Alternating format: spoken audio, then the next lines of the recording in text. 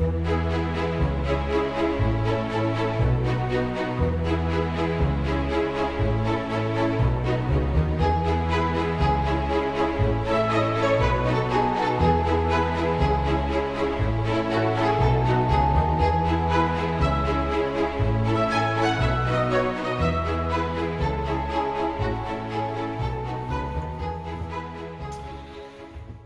it's Dr. J. Smith back with you again.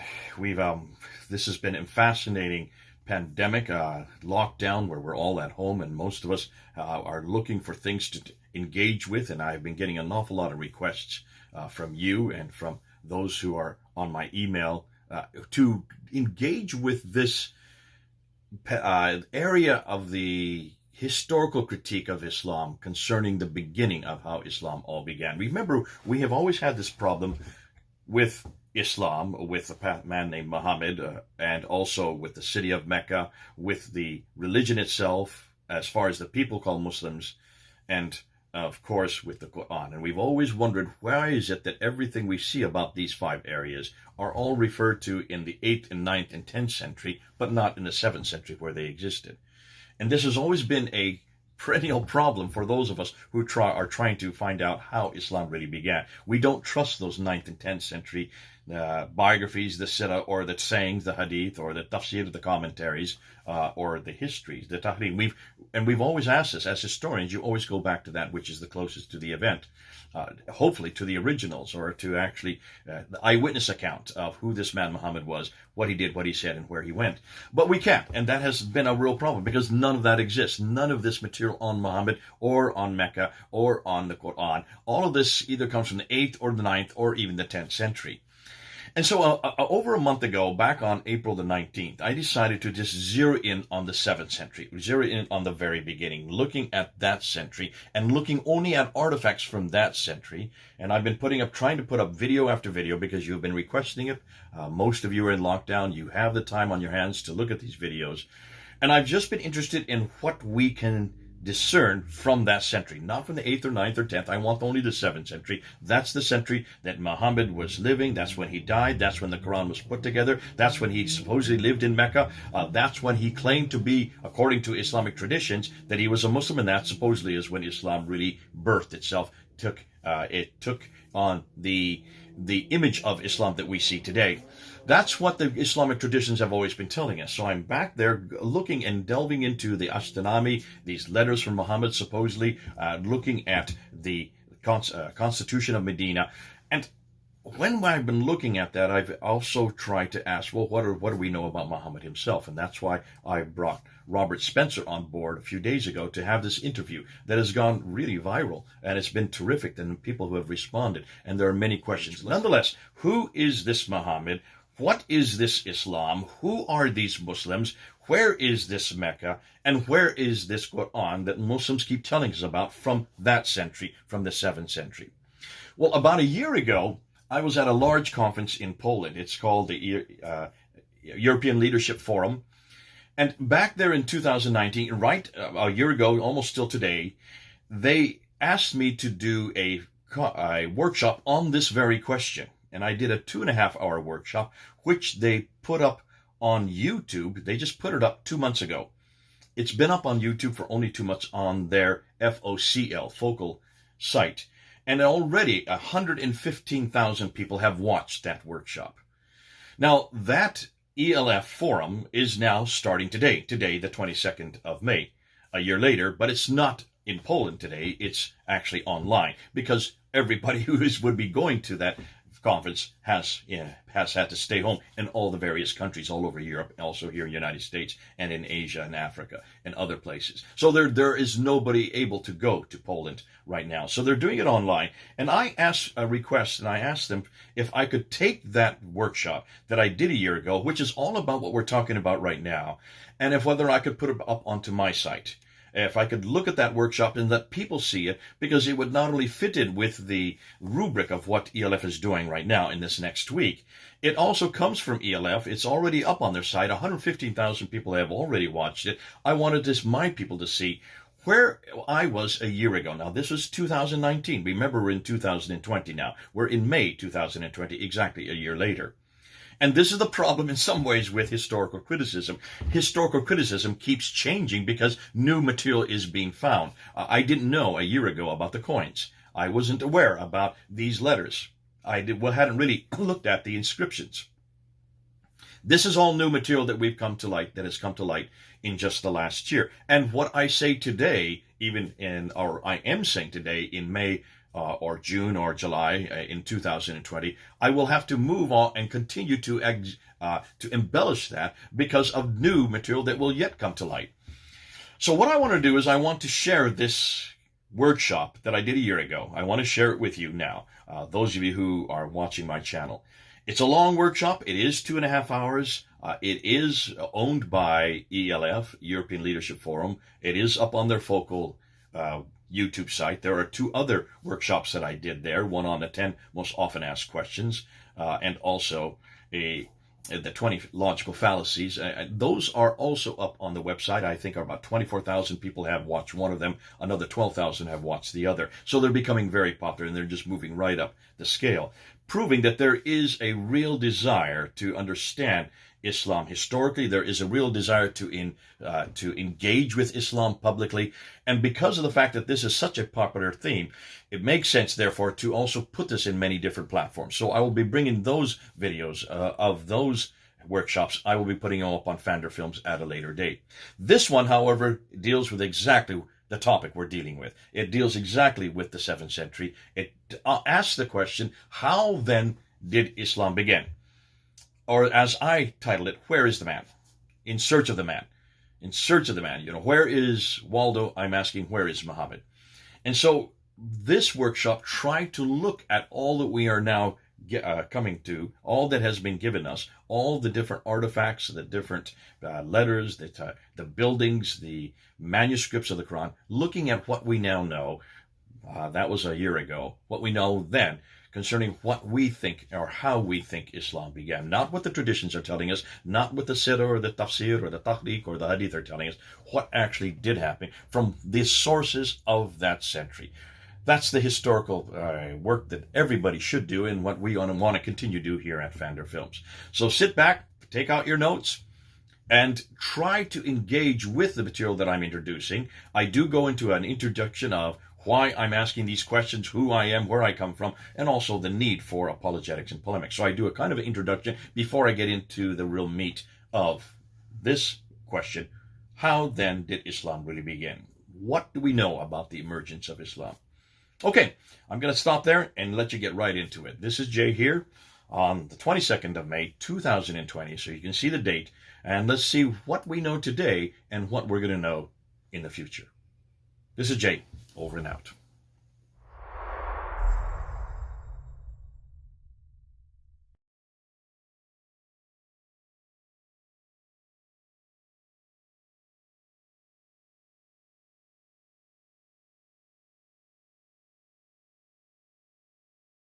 Whenever these videos get put up on ELF, on their FOCL site, the Muslims grab them and they pull them down. And then they unpack everything I've said, and then they take me on, and it's great fun. So I know this is all going to be, you Muslims, you're going to take all of this stuff and you're going to pull it down. And this is one way to engage. In some ways, it's a good way also to be peer-reviewed. This is a way of being peer-reviewed. I know that hundreds of Muslims are going to see what I'm going to say today, and they're going to put up videos. I'm going to have to then respond to them. And that's how we learn, and that's how we actually increase. And so it's great fun, this kind of interaction. Let me give you a background as to why and who I am, so you understand why I'm saying what I'm saying, because it may disturb you, especially being European, this kind of talk. I grew up in India, was born in India. My parents were missionaries, my grandparents were missionaries, so I'm third generation Mish kid from India. My grandparents went to India in 1913. My parents' graves are there, my grandfather's grave is there. They never left India. They loved it so much and dedicated their whole life. And to understand why Islam, all of North India is mostly Muslim. So having grown up in northern India and having had Muslim roommates, I've grown up with Muslims in my school. I did all my first 12 years in India, and then I left India. And when I remember when I left, I was so glad to leave India and so glad to leave all the Muslims, because they were very aggressive. Any discussion we had, it was always the Muslims against me. And so I've grown up my whole life debating. That's why I have no fear of Muslims. I love them. They're the most engaging people, but I didn't at that time in 1971.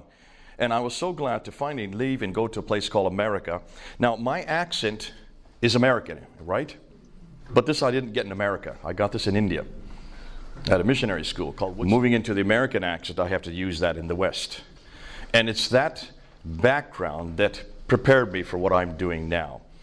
I didn't plan to go back to the Muslim world. I married a Mish kid like myself from Kenya. Judy, here's her picture here, my wife. And she grew up in Kenya, I grew up in India. We met in America in undergraduate studies. But after we got married, I was doing postgraduate studies at that time, and I went to a seminar, a one-day seminar, something like what we're doing today, on Islam. And we were told back, this is 1981 now, so we were told back in 1981 that there were 800 million Muslims. Huge number. How do you compute a number like that? Too big. But then we were told that there were only 1,500 missionaries working amongst them. Now that number I could compute. That was a small number, and we were told that 1,500 only made up 2% of all missionaries. So worldwide, we were sending only 2% to the fastest growing religion on earth.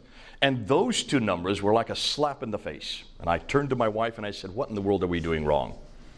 Why is it we're only sending 2% to the one religion that's attacking us at our foundation, the one religion that is growing faster than any other, the one religion that is taking over the world? Now that back then in 1981, it was still pretty much in the Muslim world. There weren't that many Muslims in the West yet.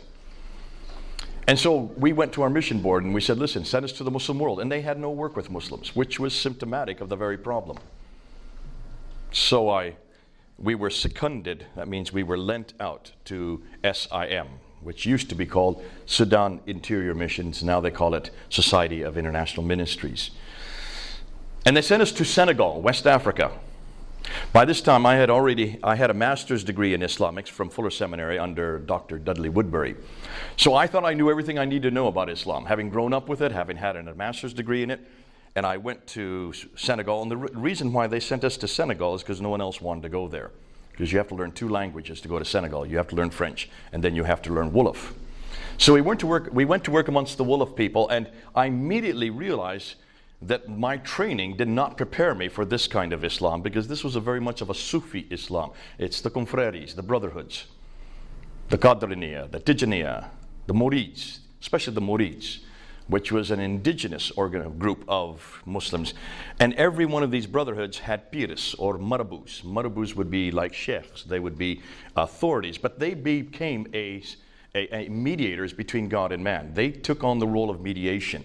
Now that I had never really studied. That doesn't exist in Orthodox Islam at all. In fact, it's anathema in Orthodox Islam. And most of these confreries, these Tijaniyas, these Qadraniyas had come out of Iraq and had filtered down through West Africa. And remember, in West Africa, we've had Islam there since the 11th century. So it's a very old form of Islam. While we were there, and we had get dedicated to get 5 years there, and we started a church in Wolof there in our front room, and we were the first Wolof church in Senegal. It is now daughter 2 or 3 other churches. But after 5 years, we got a warning, or not a warning, but a call from our missions office saying there's a real problem in London.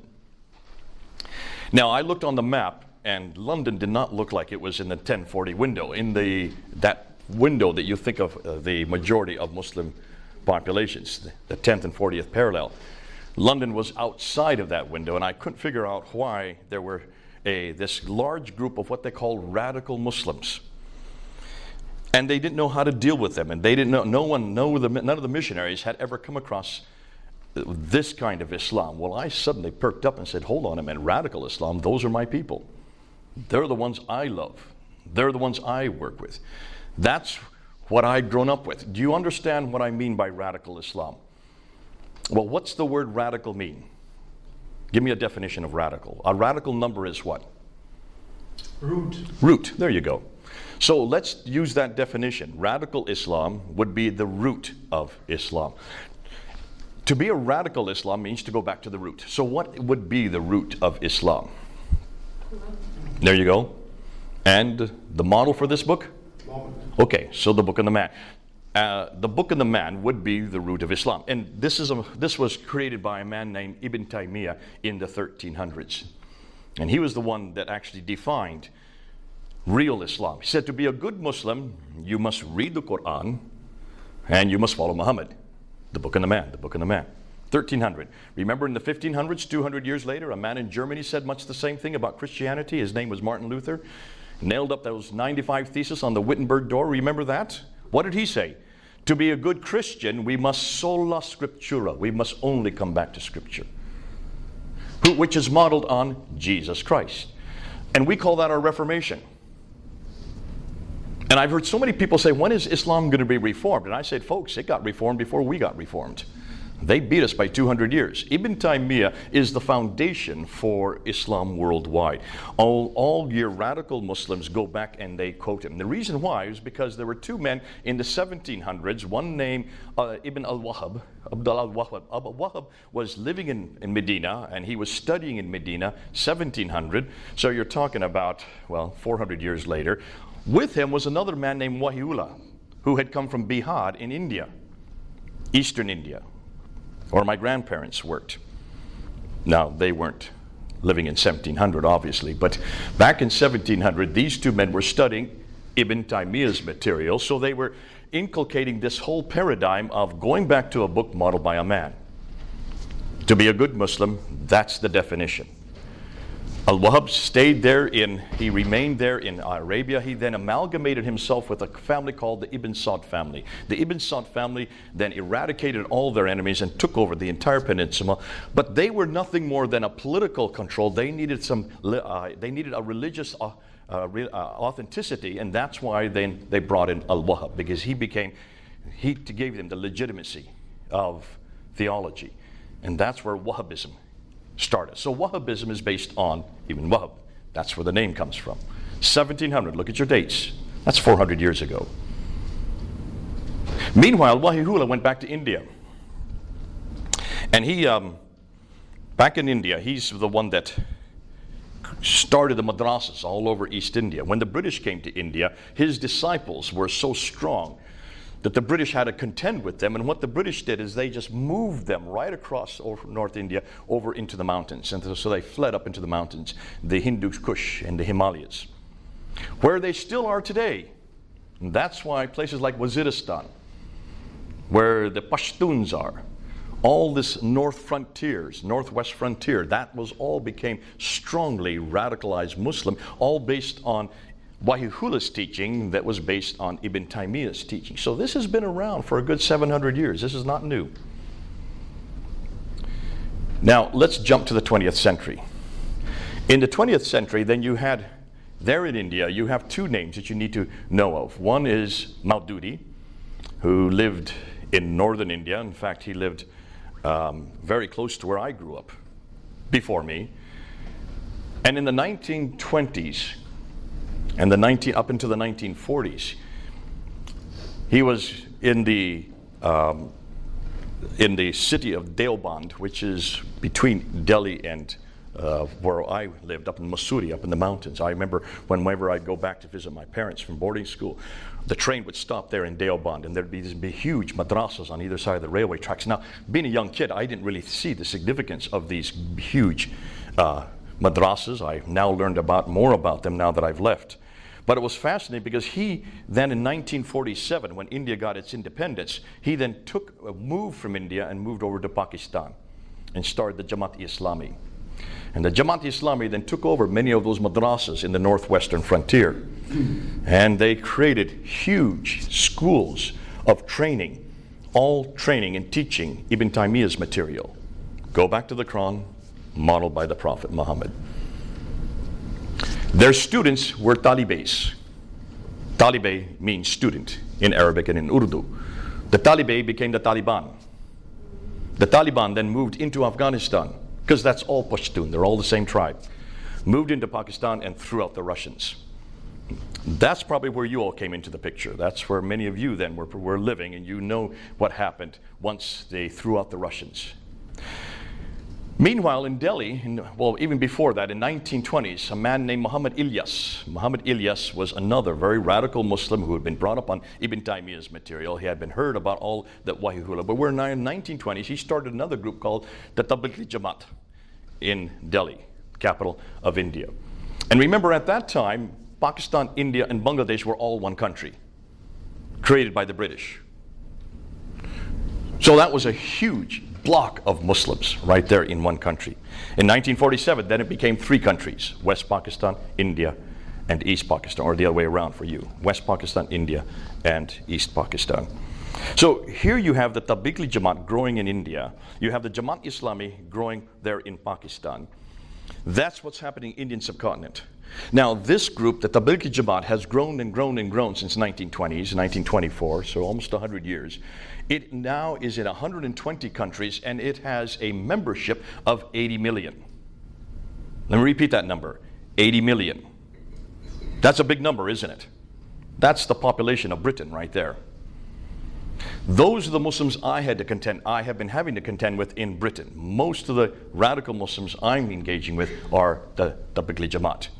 It was the Tablighi Jamaat that came and blew themselves up and killed 52 people in July 7th, 2005 in London. Do you all remember that? That is the Tablighi Jamaat. Most of the attacks that we've been getting in London and Manchester, we're just celebrating yesterday or today the bombing of Manchester. That was yesterday, I think. That was at the Tablighi Jamaat. So almost all the attacks that we're getting in Britain are infused by the teachings of the Tablighi Jamaat. These are the groups that none of you have heard about, and you never will hear about because you're not engaged in that level. Most of you have only think about Islam as being Arab. You're not thinking about the Indian subcontinent. The Indian subcontinent is by far much greater, much bigger than anything in the Arab world. And it's the Indian subcontinent where we're getting all of our attacks against Christianity.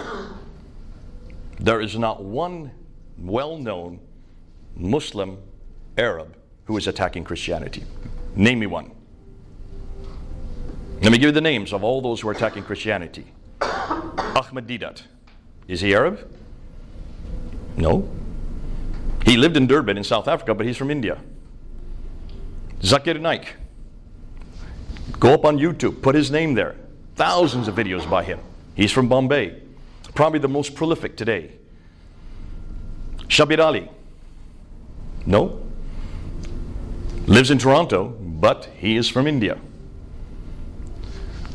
Adnan Rashid from Pakistan. Mansur Ahmad from Bangladesh. Most all of the best known debaters today, polemicists who are attacking Christianity, are from the Indian subcontinent. And there's a reason why they're from the Indian subcontinent. 2 reasons really. One is because they were colonized by Britain, and being colonized by Britain, they have grown up with the English educational system. From middle school on up, everything is in English in India, Pakistan, and Bangladesh. Unlike the rest of the Muslim world, where everything is either in Arabic or whatever the local language is, Indonesian or all the rest. But secondly, because Britain is a Christian power, they have already engendered and ingrained themselves on how to attack Christianity. And they saw quickly, much quicker than the Arab world, that Christianity was Islam's greatest threat. And it stands to reason we're their greatest threat. Because we stand against everything they believe. We stand, if you look and see the 2 religions, when you look at them and you do a comparison between Islam and Christianity, Christianity in every major case stands against Islam. So can you see then why in the Indian subcontinent this has gone much quicker, much faster? And the other reason is, just look at the numbers. Just look at the numbers of Muslims in Pakistan, India, and Bangladesh. If you just add up their Muslim, not Hindu, not anything else, just Muslim population, you have over 650 million Muslims. Look at the numbers. There's nothing that is as big as that. Nowhere else in the world is as big as that. Indonesia only has 200 million. The whole Arab-speaking world, the entire Arab-speaking world, is only 270 million. 650 million just in one block. And yet we're not doing anything, hardly anything. No one wants to go to the Indian subcontinent. So that's why I've dedicated and done most of my work again in the Indian subcontinent. That's why I have to work in this area. Because when you work with Indians and Pakistan and Bangladesh, you have to engage in the historical critique. The reason why is because they're using it. No Arab, I've never met an Arab that attacks me historically or that even defends Islam historical. They don't even understand that there's a problem there. And the reason why, it's not that they're not intelligent enough, it's because Christianity is so small and so weak, it doesn't even appear on the radar. It's not a threat to them. There's no threat. Whenever I'm at Speaker's Corner, for 25 years, I would go every Sunday down to Speaker's Corner, and I'll be there this next Sunday, in a few days, and we would engage with whoever's in front of us, and almost invariably, if I'm talking to an Arab, I'm just going to go in a circle with them. They have never heard of the Trinity. They won't even know about the Christology of Jesus. About authority of Scripture, they don't even know that that's a problem. None of these things they've never heard this. They have no idea that Jesus died on the cross or Issa died on the cross. These are things that they don't think about. They want to talk about George Bush. They want to talk about Trump. They want to talk about politics. They want to talk about Israel. They want to talk about anything but not theology, because they don't believe that there's a problem with theology. They don't even know that we have a difference in theology. So I don't engage at that level with them. Well, that's not quite true. I make sure we engage theologically, because I'm not there to talk politics. I don't care dilly swat about politics. That's not true. I do, but not when I'm engaging with Muslims. If I have a Turk standing in front of me, I have to tell them what they believe before I can even take them on, because they have no idea what they're to believe. If I have a North African, either somebody from Algeria, and we get quite a few from Morocco that come through, I have to quickly switch to French, and then we go at it. But they all want to talk about the French colonial system. They all want to talk about how terrible the colonial system is. They don't want to talk theology because they don't think theology is important. But when I get somebody from Indian subcontinent, anybody from Pakistan, India, or Bangladesh, I have to take a deep breath, because I know I'm in for a real battle. And they will have Bibles in their hands. They never have a Quran. They never bring a Quran. They only have Bibles. And they have little post-it notes all the way through with seeming errors or historical anachronisms or scientific problems. God bless them. Aren't they great? I'm so excited when I see a Muslim with a Bible in their hands, because then I know I'm home. I know that we're going to have a great discussion. And we usually go out to tea afterwards, and usually they pay for it. And this is the lovely thing about Muslims. They love, especially from the Indian subcontinent, they love to talk theology. And they love to talk about two things. What are the two things they like to talk about? What would you guess? The book and the man. They always want to take on this book. And they want to take on the man behind this book, Jesus Christ. To me, those are the two things I want to talk about. And I don't even have to dangle a carrot in front of their eyes. All I have to tell them is two things. And I always, whenever we get into, especially if I haven't seen them before, if they're the first time I've ever seen them, I always say, I believe Jesus is God. I believe the Bible is the Word of God. Do you have an opinion? And you might get 6 hours of opinion just on those two subjects, especially here in the West, especially here in Europe. Because they already have been trained up on how to confront those two areas. And that's why I encourage you, get to know some Muslims wherever you are. Find out where they are and just talk about Jesus and the Bible. Then you're going to have to talk about the Quran and Muhammad. At some point, that's going to come into your conversation, because they will make claim after claim after claim. And this is now where we're going to get in today's talk. So that's the introduction, which took me, 15 minutes, sorry about that, to get into. How many have seen this lecture before? I've done this lecture once before, back in 2016. None of you? 1, 2. Well, you've seen everything I've done, so you don't count. In fact, I might have you come up here and do some of this. This is my other expert over here, so he's the other one, the other Islamicist in the room. What we're going to do then, I wasn't going to go through all introductory, but since none of you have seen this or don't where I'm going to go, we're going to do the whole introduction and go and walk you through it so that you know where we're going. Now, we are going to go till 10:30. Then we're going to have a half an hour break for coffee and try to peel yourself off the floor. And then we're going to come back at 11 o'clock and go till 12:15. Am I correct? 12:15. Under orders of my friend from Scottsdale. Because she wants to then give you, I guess, a handout for after that. And we do need to get out of here and get our luggage so we don't get stranded here from getting our planes. So let's go ahead, and at any time, if you have any question, just raise your hand, because we have lots of time to get through this. We're in no hurry, and I really do want to engage. And I want you to come back at me. Try as best you can, especially, you put on your Muslim cap today, all right? Try to be a Muslim and try to listen to this from a Muslim perspective, and try to hammer me any way you can, because the more I can get hammered now, the better it's going to be for that film. But also, it's better for the Muslims to see that we are able to engage like this as Christians. Let me define terms. I am a polemicist. My PhD is in polemics. In fact, I think I'm the first in the world to get a PhD in Islamic polemics, for one very good reason.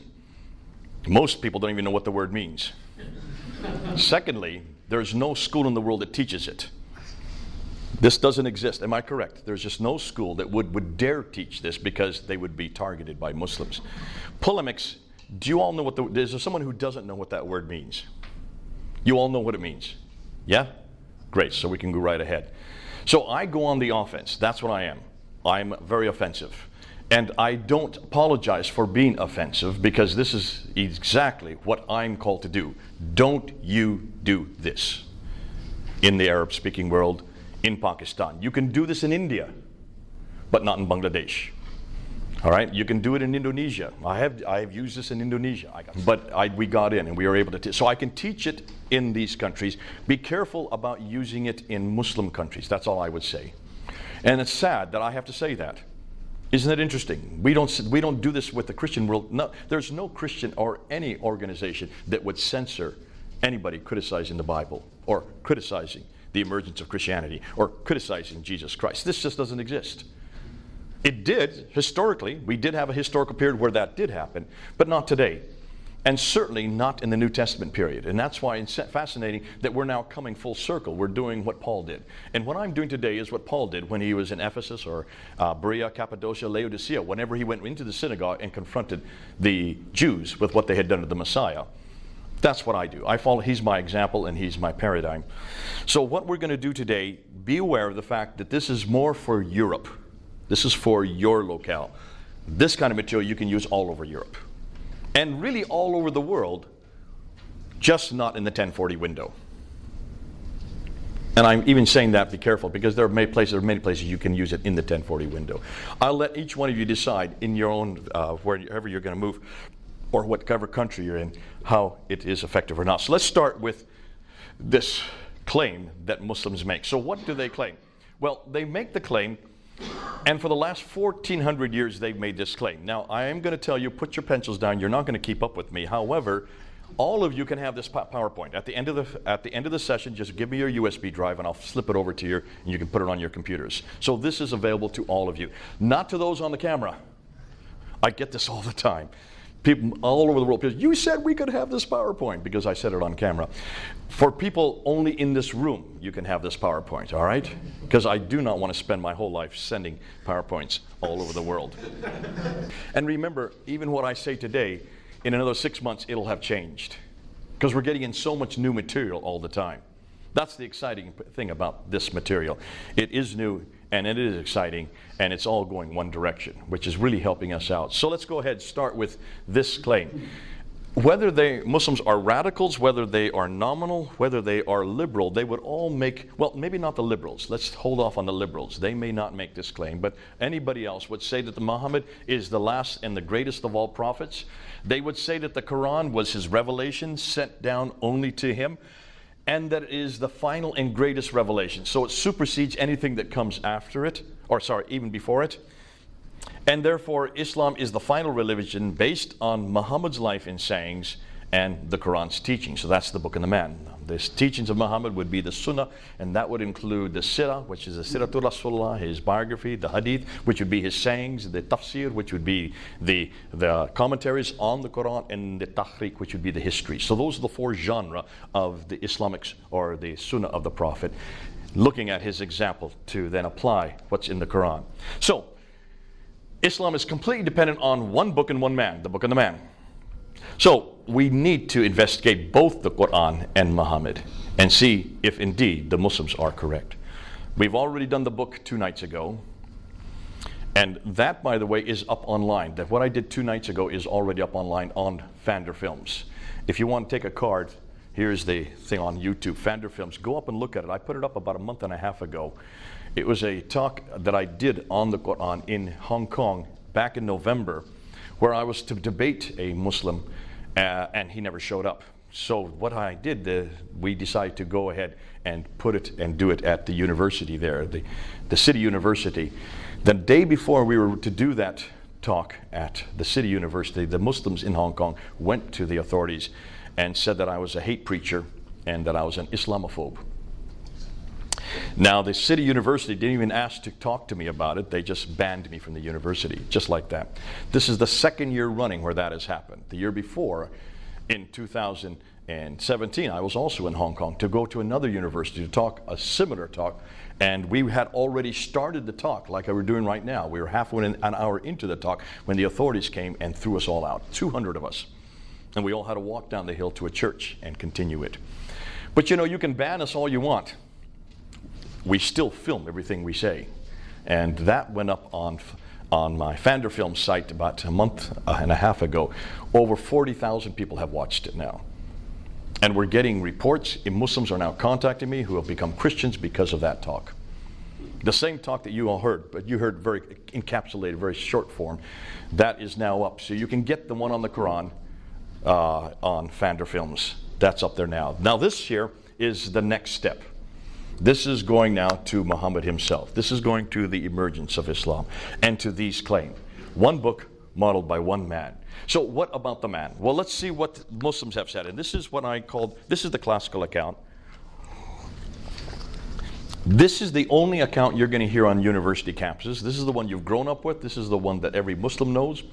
And it starts from the premise that Muhammad was born in 570 in Mecca, that he received, or he came upon an angel in the Hira cave. Now he would go up there and meditate according to the classical account. I'm going to keep saying the classical account, okay? You'll see why.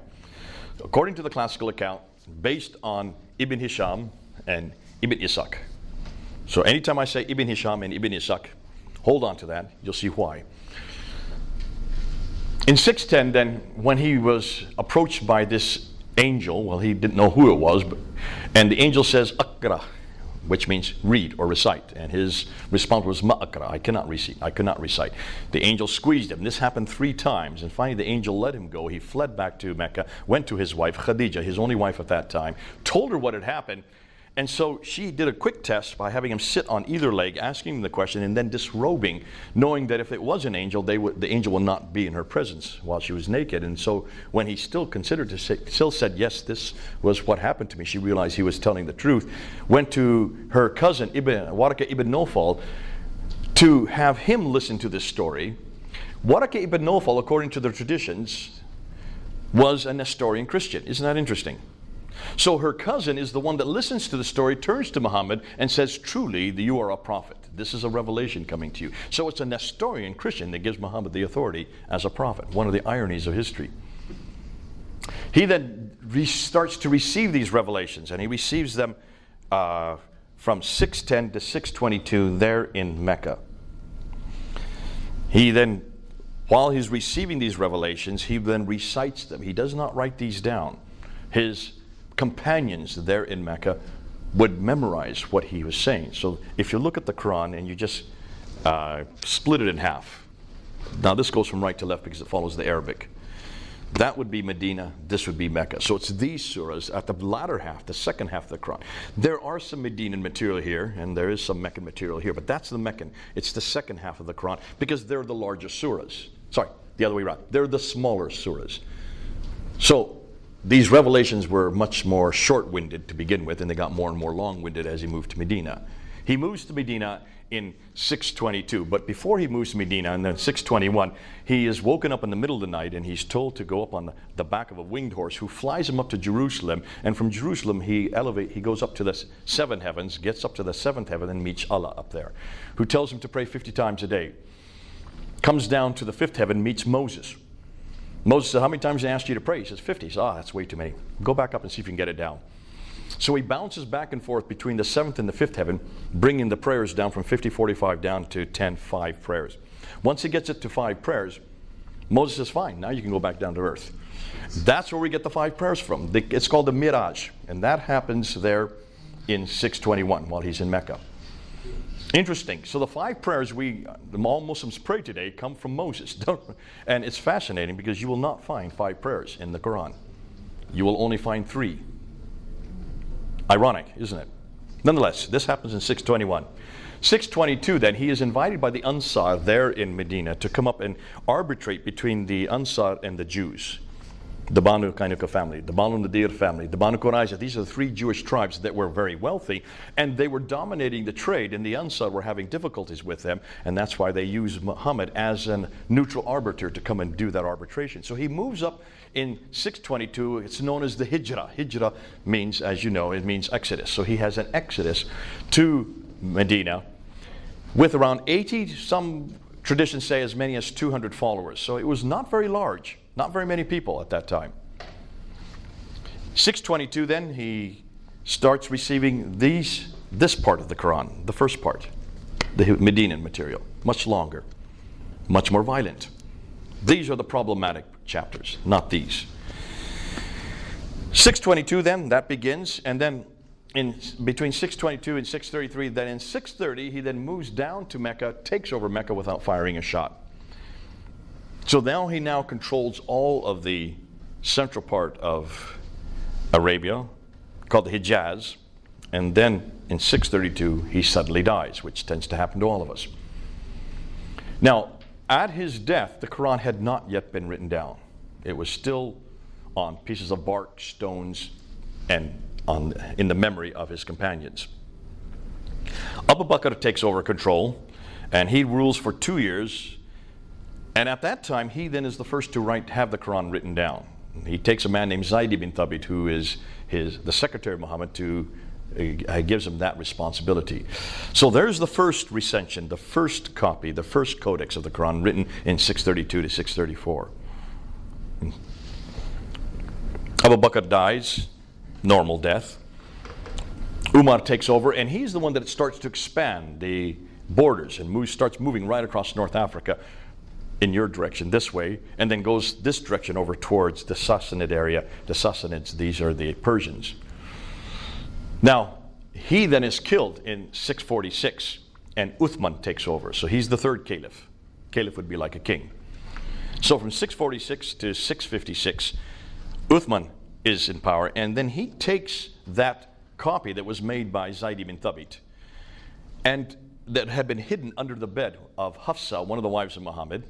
He takes that copy of hers and has Zayd ibn Thabit redo that Quran again, recopy it, and to do it in the Qurayshi dialect. That happens in around 652.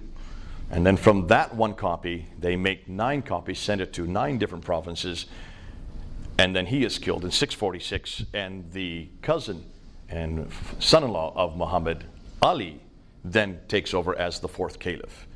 And he only survives 5 years in 651, then he is killed at the Battle of Siffin by Muawiyah. So here you have the 4 caliphs, you have Muhammad's life, and you have the 4 caliphs, and I'm sorry, did I say 651? 661, because he takes over in 656 to 661. So that's the story, the classical account. Have any of you heard any different? Now, you may have heard many other things. I'm just giving you the bare skeleton, okay?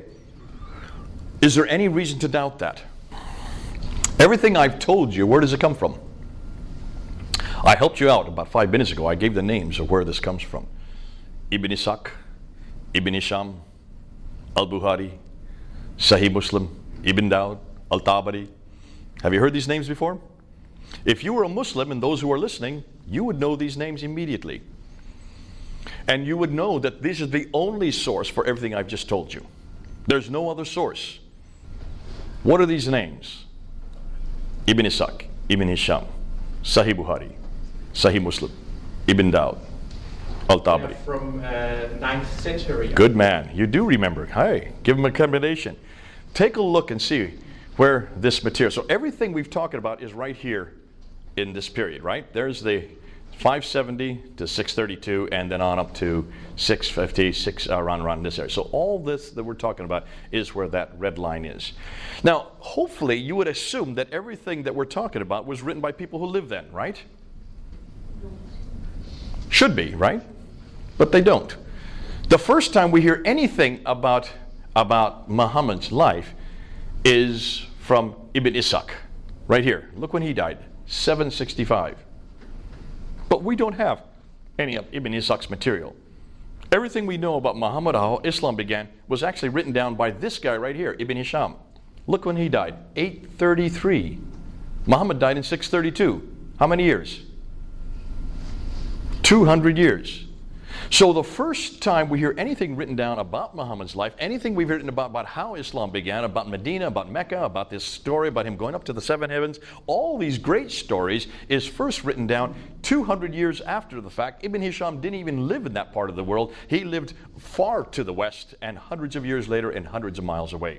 He gets it from Ibn Ishaq, but as he says himself, much of what Ibn Ishaq said he did not trust, so he threw it out and only retained that which he trusts. So we have no idea whether or not even the material from Ibn Ishaq is in his writing. So therefore, everything we know about Muhammad begins to be written down in 833. What about the sayings of Muhammad, which are even more prolific? We're told by the Islamic scholars that a man named Al-Bukhari was given 600,000 of these sayings of Muhammad. They're called akhbars. And he took those 600,000 and then he whittled them down, threw out 98% of them, and only retained 7,397. So basically 7,400 of the 600,000. He only retained 2% of it and threw all the rest away. He dies in 870, so that's 240 years later that you get the first sayings of Muhammad written down in a codified form. We don't even have Al-Bukhari's original text. The earliest text we have for Al-Bukhari is not till the 11th century. When you get all 9 volumes, the 9 volumes of Al-Bukhari do not appear until the 17th century. Ooh, Are you seeing what I'm saying? Now, the others that write down the hadith, men like Sahih Muslim, Ibn Dawud, they all write after 870. So you're talking about 240 and later that you finally get these references to what Muhammad said. But these people don't even come from Arabia. Bukhari comes from Buhara, which is up north of Iran today. Hundreds of miles away, hundreds of years later, they had never met Muhammad, yet they suddenly know what Muhammad said. So everything that we're dependent on, for our Muslims are dependent on for the classical account, comes from not 765 but from 833 and later. Now let's look at Christianity. Let's look at the biography of Jesus and look at the sayings of Jesus. The biography of Jesus would be Matthew, Mark, Luke, and John, the black letter part of Matthew, Mark, Luke, and John. The sayings of Jesus, the hadith of Jesus, would be Matthew, Mark, Luke, and John, the red letter part. Wherever it's red letters. Some of you have red letters wherever Jesus speaks. That's the hadith of Jesus. The tafsir, I didn't talk about the tafsir. The tafsir of the commentaries don't begin to appear until 923. That's the 10th century. That's 300 years later. He's the first to write down any tafsir, and he's also the first, Al-Tabari is the first to write down any tahriq, which would be the histories of all mankind, 10th century. So everything we know about Jesus, what he said and did, was written, well, the first 3 Gospels were written within 40 years of Christ's death, by 60 AD, 70 AD, and then you have John that would have been written about 90 AD. So within 60 years of Christ's death, you have the hadith of Jesus and the sirah of Jesus. Am I correct? 60 years. Written by those who actually knew him. John and Matthew were right there. They were with Jesus for the last 3 years. They saw what he did. They heard what he said. So they were eyewitnesses. The other 2, Mark and Luke, got it from the eyewitnesses who were with Jesus. So here you have the tafsir and the tikh, and then the tafsir. The tafsir of Jesus would be the commentaries that explain what he did, would be Paul's letters.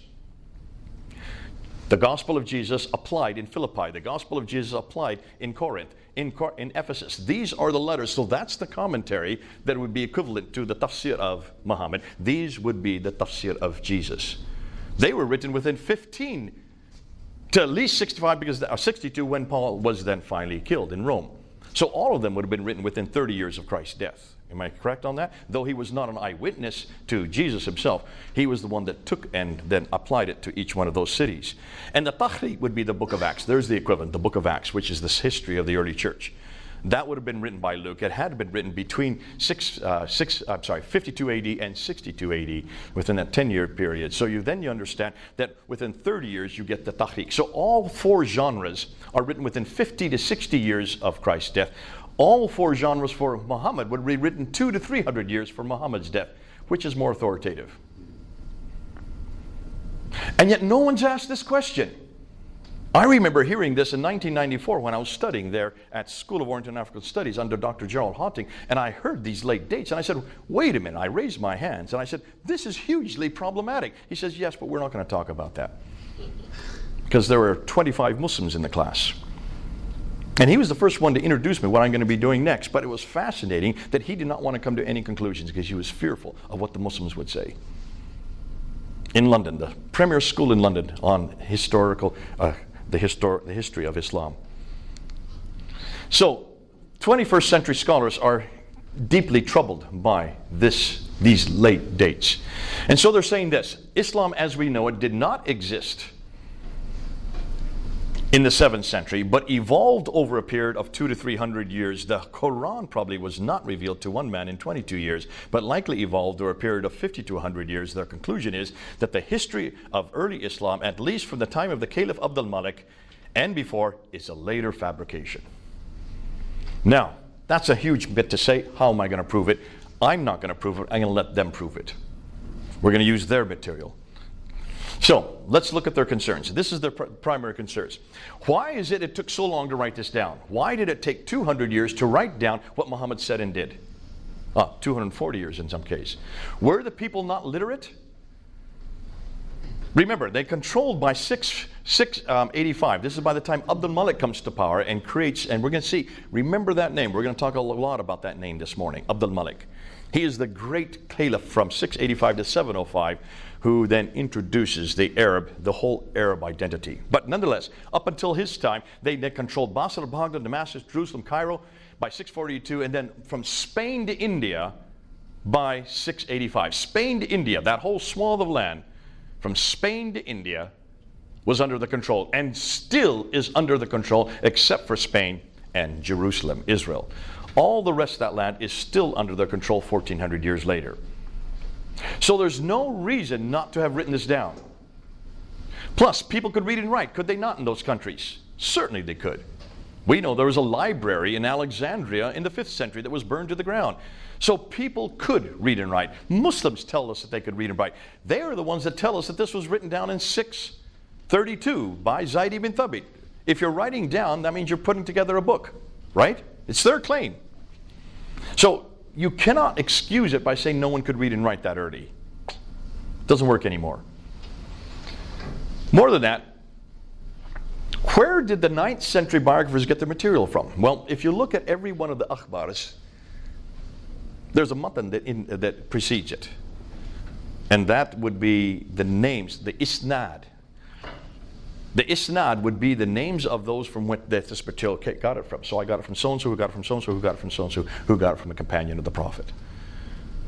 And in every case of all of these akhbars, they have these isnads that are derived there. Now, what does that tell you? What is this all based on? Oral tradition. Everything we know about Muhammad, everything we know about Islam, everything we know about the emergence of Islam, everything we know about how the Quran was put together, all comes from oral tradition. I have a problem with oral tradition because I know what will happen. If I told you something in your ear and you tell her and it comes on down here, by the time it gets to him, what I tell you and what I tell him are two different things. You probably play that in birthday parties. We call it Chinese whispers. Sorry if there's any Chinese here. Or telephone. It's a great thing to play, but within a 15-minute period, if you can get a whole different story, can you imagine what happens over 200 years? And so you can see that this is problematic. This is enormously problematic if everything that Muslims are dependent on, everything they know about how Islam began, who their prophet was, and also how the Quran was written, is all based on oral tradition. Can it be trusted? Absolutely not. And that's why where the historians are very concerned. And what they're saying is, why not, if we cannot trust it, why don't we go back to the 7th century? Let's go back to the 7th century. Let's go to this time period when the world looked like this. And this is by 661. So we're talking about 661. They already controlled this part of the world. They moved into that part. And so from Andalusia, which is Spain, the name for Spain today, it's called Andalusia then, all the way over to the Mughal Empire, which is now India today, that whole swath of land was under their control.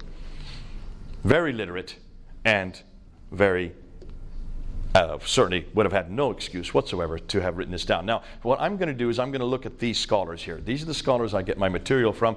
Dr. John Wansborough, who is head of department at School of Oriental and African Studies, he came out with 2 books called Quranic Studies and Sectarian Milieu in the 1970s that blew open this whole criticism. And so I'm going to be using him. Dr. Gerald Hotting was my teacher in 1994 when I studied there at School of Oriental SOAS.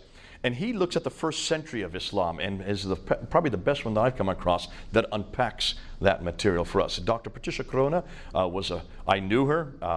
When I started my doctorate, she was one of my first supervisors. She was at Cambridge at that time. She reads and writes 15 languages. All archaic languages. So you can see the scholarship that we're talking about. I don't think anybody's been able to equal her. She just passed away about 1.5 years ago. She got death threats for writing a book on Meccan trade. I'll be using her material on Mecca that we're going to come to. And she had to move from Oxford University to Cambridge University. That's when I knew her. My first debate in 1995, I went to her office and she was the one that actually walked me through all this newest material. And it was her material that I used in that debate. I gave 10 historical questions to Dr. Jamal Badawi in 1995, August of 1995. That was my first debate on this material. We're in 2019. This is 24 years later, and yet Jamal Badawi, none of them have been able to answer those 10 questions. All of them came from Dr. Patricia Corona. Now we put that up on the internet. It's still up there. And you'll see why, because some of those I'm going to introduce in this talk. So this is nothing new for me. This has been around for 24 years, 25 years, moving on to 25 years. Dr. Andrew Rippin out of Calgary, he is probably the one that has brought these difficult ideas and put it down to layman's terminology. Now, he just passed away as well. Dr. Robert Hoyland out of Oxford, he's no longer there. I think he's up in Edinburgh. I'm not sure where he's at right now, but when he wrote his book on Seeing Islam as Others Saw It, he reads and writes 18 languages. So these scholars are really linguists. They go back to the original language and they read them in the original language, and they usually don't translate them for the rest of us because they don't want Muslims to read this, which is tragic because they're up in the scholastic world, they're in the academia world, and they do not want this to get down to the streets. When I was studying with Dr. Gerald Hotting, I would take what he was saying in class, and after 2 weeks, every Muslim in that class left the class. Not every, 2 remained. This is in 1994 when we were hearing this material. And it's the first time I'd ever heard this material. I had a master's in Islam, and I'd never come across this material because they were not teaching this in America yet. This was only being taught in Britain and Germany. Those are the only 2 places they were teaching this new material. And I remember as the Muslims left, they slammed the door, yelling Allahu Akbar as they slammed. The reason why is they could not come up with any rebuttals. They had no idea how to handle this kind of material. And that's why Gerald Hotting was going very soft. He didn't want to come to any conclusion. He just put it out there. Well, I was going to Speaker's Corner at that time, and I just started to try it out at Speaker's Corner. And I got filmed there. They didn't have these smartphones back then, but they did have cameras. And it was put into a video cassette, and they were selling it in the bookstores there in London. And one of the students saw this VHS. Remember the old VHSs? Brought it to Dr. Hotting and showed him. And one of your students is getting up and actually introducing what you're teaching down at Speaker's Corner. He called me to his office, and he gave me a lecture. He says, "Don't you ever do this." I said, "Sir, if you're putting it out there, I've got to use it. If you're refusing to use it, I've got to do it. Don't stop me. Muslims need to hear this. It's no good for you just teaching it in a class and keeping it couched and keeping it private. This is devastating for Islam. This is going to destroy." And I said it to his side. This is the Achilles heels of Islam right here. And here you are keeping it to yourself, keeping it in academia, where it doesn't belong. Thank God that you're doing the research, but let us, if you're not going to do it, don't stop me from doing it. Let me get it out there. 1995, I was introducing it. I was back in the 1990s, the Speaker's Corner was very violent. This is before Muslims became peaceful. There was no narrative of peace back in the 1990s. That only came after 9/11, where the narrative suddenly changed overnight. But back then, they would have all these speakers on different ladders, and there was about 10 speakers down there, and all around there would be their talibis, their disciples, from the Jamaat Islami, the Tablighi Jamaat. And I would go into each group and I would try to confront the speakers. And I remember introducing Dr. Gerald Haunting's material. And one day in 1995, the guy who was up on the ladder, he was a convert, a Trinidadian convert to Islam. I can't remember his name anymore, but he got off the ladder and he had been a professional boxer. And he just slammed me and I went flying and I went out. I went unconscious. I don't know what happened after that. What I was told is about 60 Muslims came and started kicking me on the ground. And then a big black man came and laid on top of me and took all the blows. That's what I was told. The police finally got and were able to pull me out, and it was in the news the next day. And I asked the police, "Where's this black man? I'd like to thank him." He says, "He's disappeared." Had no idea who he was. A number of years ago, I was at Speaker's Corner, and I was on a ladder, and this time, what was back there in 1995, the police were so concerned because they said, "Listen, next time you're going to die. There's no way we can protect you. You've got to get on a ladder so we can see you at all times."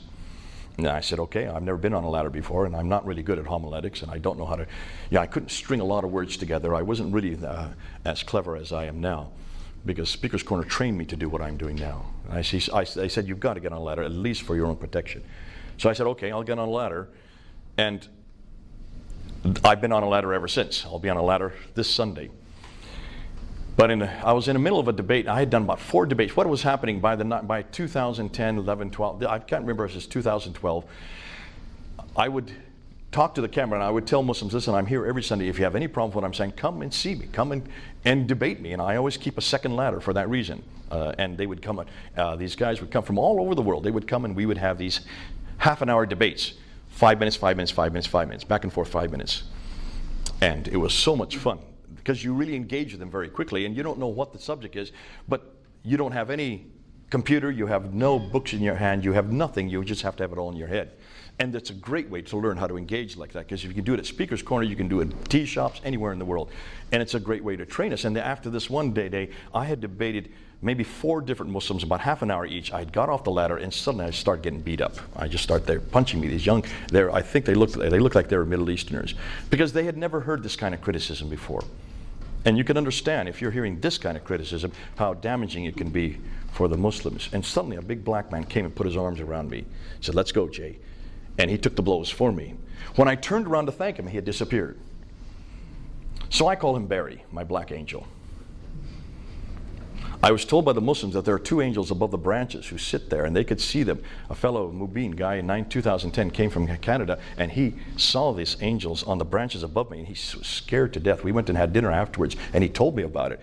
And he had no idea what those 2 people were, why those 2 guys were why they were up in the branches. And I said, "Well, tell me, what did you see? Because I've never seen them. In the 25 years there, I've never seen anybody in branches above me, these big oak trees that we stand under there at Hyde Park." And he says, "Well, there were 2 men sitting on a branch looking at you and smiling at you. You must have seen them, Jay. They scared me. You must have seen them." I said, "No, but I know what you saw." And I said, "Every day I get up on the ladder, there are churches in America, 20 churches or so. I get up on the ladder at 4 o'clock in the afternoon. They're there at 11 o'clock in the morning, so 5 hours difference. They're starting to pray that I preach the gospel. They're starting to pray that Muslims hear it. They're starting to pray for my protection." You saw the answer to their prayers. Those were angels. I have never seen them. And I know that Christians see angels everywhere, but Muslims are not used to this. You have no idea of the index. That's why God wanted you to see them, so that when you told me you saw these 2 men, I could trust you before I could trust any Christians on this.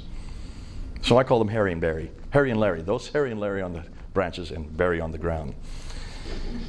But this is the kind of stuff that when you unpack it, you're going to have to use this kind of protection. When Haunting heard that I was doing this, I said to him, "You keep doing the research. I'm not asking you to go public with this. However, anything you publish, I can quote. So be careful what you publish. But please do publish it, because we want to quote them." And I said, I understand this is not your battle. You're nothing more than an academic. You don't have anything really, there's nothing that you're in, there's no reason why you would want this to go to the Muslims, because you don't have a better answer. You have nothing to give them. I do. And the question is, what do we do if we're going to talk about oral tradition, or we're going to talk about historical authenticity and credibility? Should we not apply that to every faith, including the Jehovah's Witnesses, including the Mormons, and especially the Mormons? Because I understand, and I'm not an expert on Mormonism like you are, but when you look and ask the same question, historical critique on Mormonism, it destroys Mormonism, especially with the glasses of Joseph Smith. Can you see then why, if this exercise that we're doing today must be done to every book? It must be done to the Book of Mormon. It must be done to the Upanishads, the Bhagavad Gita, the Vedas. All the Hindu scriptures have to also pass the same historical test that so far only the Bible has. So getting to your second question, there's the segue right into the second question. I don't want to leave them hanging. I don't want atheists to take this material and use it because they have nothing to replace it with. I want to make sure that when Muslims hear the criticism that we're going to give, the historical criticism that we're going to give on the emergence of what they believe has always been authentic, I don't want to therefore destroy that faith, because God bless them. They have a faith in God. They already believe in heaven and hell. They already believe in the prophetic line. They already believe that there is a beginning and an end. And more than that, they also believe that there is a problem with sin. So already we have some commonalities. I just want to bring them home. And I want to bring them home through another book that has passed every one of the tests we're asking of the Quran. I also want to bring them home to another man that's also passed this historical test that we're now applying to Muhammad. So, for heaven's sakes, don't destroy that. But I also want to say the same thing to all of our Jehovah's Witnesses, and certainly our Mormon brothers and sisters. They need to ask the question we're asking today of the Book of Mormon. And they're going to find that there are holes, enormous holes, historical holes with the Book of Mormon. Therefore, don't give up God, just come on home. Just come on home. And I say that to my Muslim friends, come on home. Because their faith in God is beautiful. And the fact that they have such a strong faith in God, I'm jealous of that faith. But they've got the wrong God. They've got the wrong history. They've got the wrong prophet. They've got the wrong book. So let's move on. Let's go ahead and look at these characters. Well, they're not characters. They're quite well-known individuals. Hoyland, as I said, from Oxford. Yehuda Nevo out of was at the University of Jerusalem. He is the one that actually went and looked at the earliest inscriptions and noticed all these inscriptions had no shahada on them, no reference to people called Muslims, no reference to a religion called Islam. Yet these are inscriptions from the mid-7th century, moving right up to the late part of the 7th century. Muhammad died in 632, in the beginning of the 7th century. So he's done an amazing work looking at the earliest Arab inscriptions, and that's why I purposely say Arab, not Muslim. And then you have the German school, Luling, Puin, von Bolfmer, Oleg. These are the ones who are by far the best in the world on the earliest Islamic or Quranic manuscripts. And we're not going to talk more about them today, but the others we will. But there have been 3 books that have come out. One of them is right here, In the Shadow of the Sword by Tom Holland in 2012. So it's been out 7 years. If you don't have it, get it. Because he took this very academic material and brought it down to layman's terminology so that you can use it. You can get it on Amazon. It's large, thick book. So be careful. Read the first 100 pages, then jump to the last 100 pages, and then you get everything that's essential. Anything in between is good, but it's not dealing with the historical critique. And then he did a documentary that tried to encapsulate what he was saying in his book in 2012 in August 28 called Islam, the Untold Story. That was shown on Channel 4 television. And it's only 90 minutes long. And if any of you want it, I have it right here on my computer. I can give it to you before you leave today. What's fascinating, that he was very careful not to come to any conclusions. He just put the material out there. And then you would have a scholar, a Muslim scholar, I think from Georgetown University, who stood next to him and asked him for his response, much like the question you just asked. And he's a scholar. And his response was, who cares? Basically, that's what he said. I don't really care because I realize that we have 1.6 billion. And on camera, he would have to say that. And that's what they'll say at Speaker's Corner this Sunday. Who cares? What's happening is the people who are watching the film care. They have to save face, and this is called what we call the private versus the public face. I don't really want them to say anything. I want them to go home and then deal with it. I want them in private to ask, now what are you going to do? When everything you know has been destroyed from underneath you. Your foundations have been thrown out. So they tried to show this film a second time in November. The Muslims wrote in. They refused to let it be shown, and so it's never been shown a second time. The censorship is so strong in Britain now for anything that's against Islam. Then you have Dan Gibson. Now Dan Gibson is an archaeologist. He has, rather than read books, although he has read books his whole life, he grew up in a family that were archaeologists. His grandfather was an archaeologist. His father was an archaeologist. They all lived in the Middle East, so he grew up in the Middle East. He speaks fluent Arabic, and he went in 1979 and did research on the geographical areas that are in the Quran, and also on the Qiblas, especially the Qiblas. That means the direction of prayer. And I'm going to use an awful lot of his material because he has probably been the most prolific in this area. So from 1979 to 2004, for 25 years, he lived in Morocco, he lived in Jordan, he lived in Yemen, and he just spent his time amongst the Bedouin. And he is the first one to actually go to every one of these locations. Physically go to every one of them and then get his coordinates in situ. He didn't stay in London or in a large city away from that place. He actually went to each one of these locations to find out how to answer these questions. So what are they finding? I'm going to give you the conclusions before I even support those conclusions. What they have found is that the first Arab inscription referencing Muhammad is in 691. Hold on a minute, he died in 632. Do you see how problematic that is?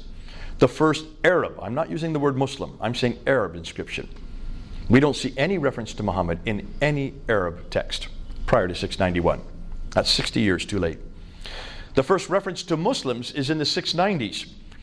Around the same time that Muhammad is introduced, so is the word Muslim introduced. Yet Muslims were supposed to have been around since 624.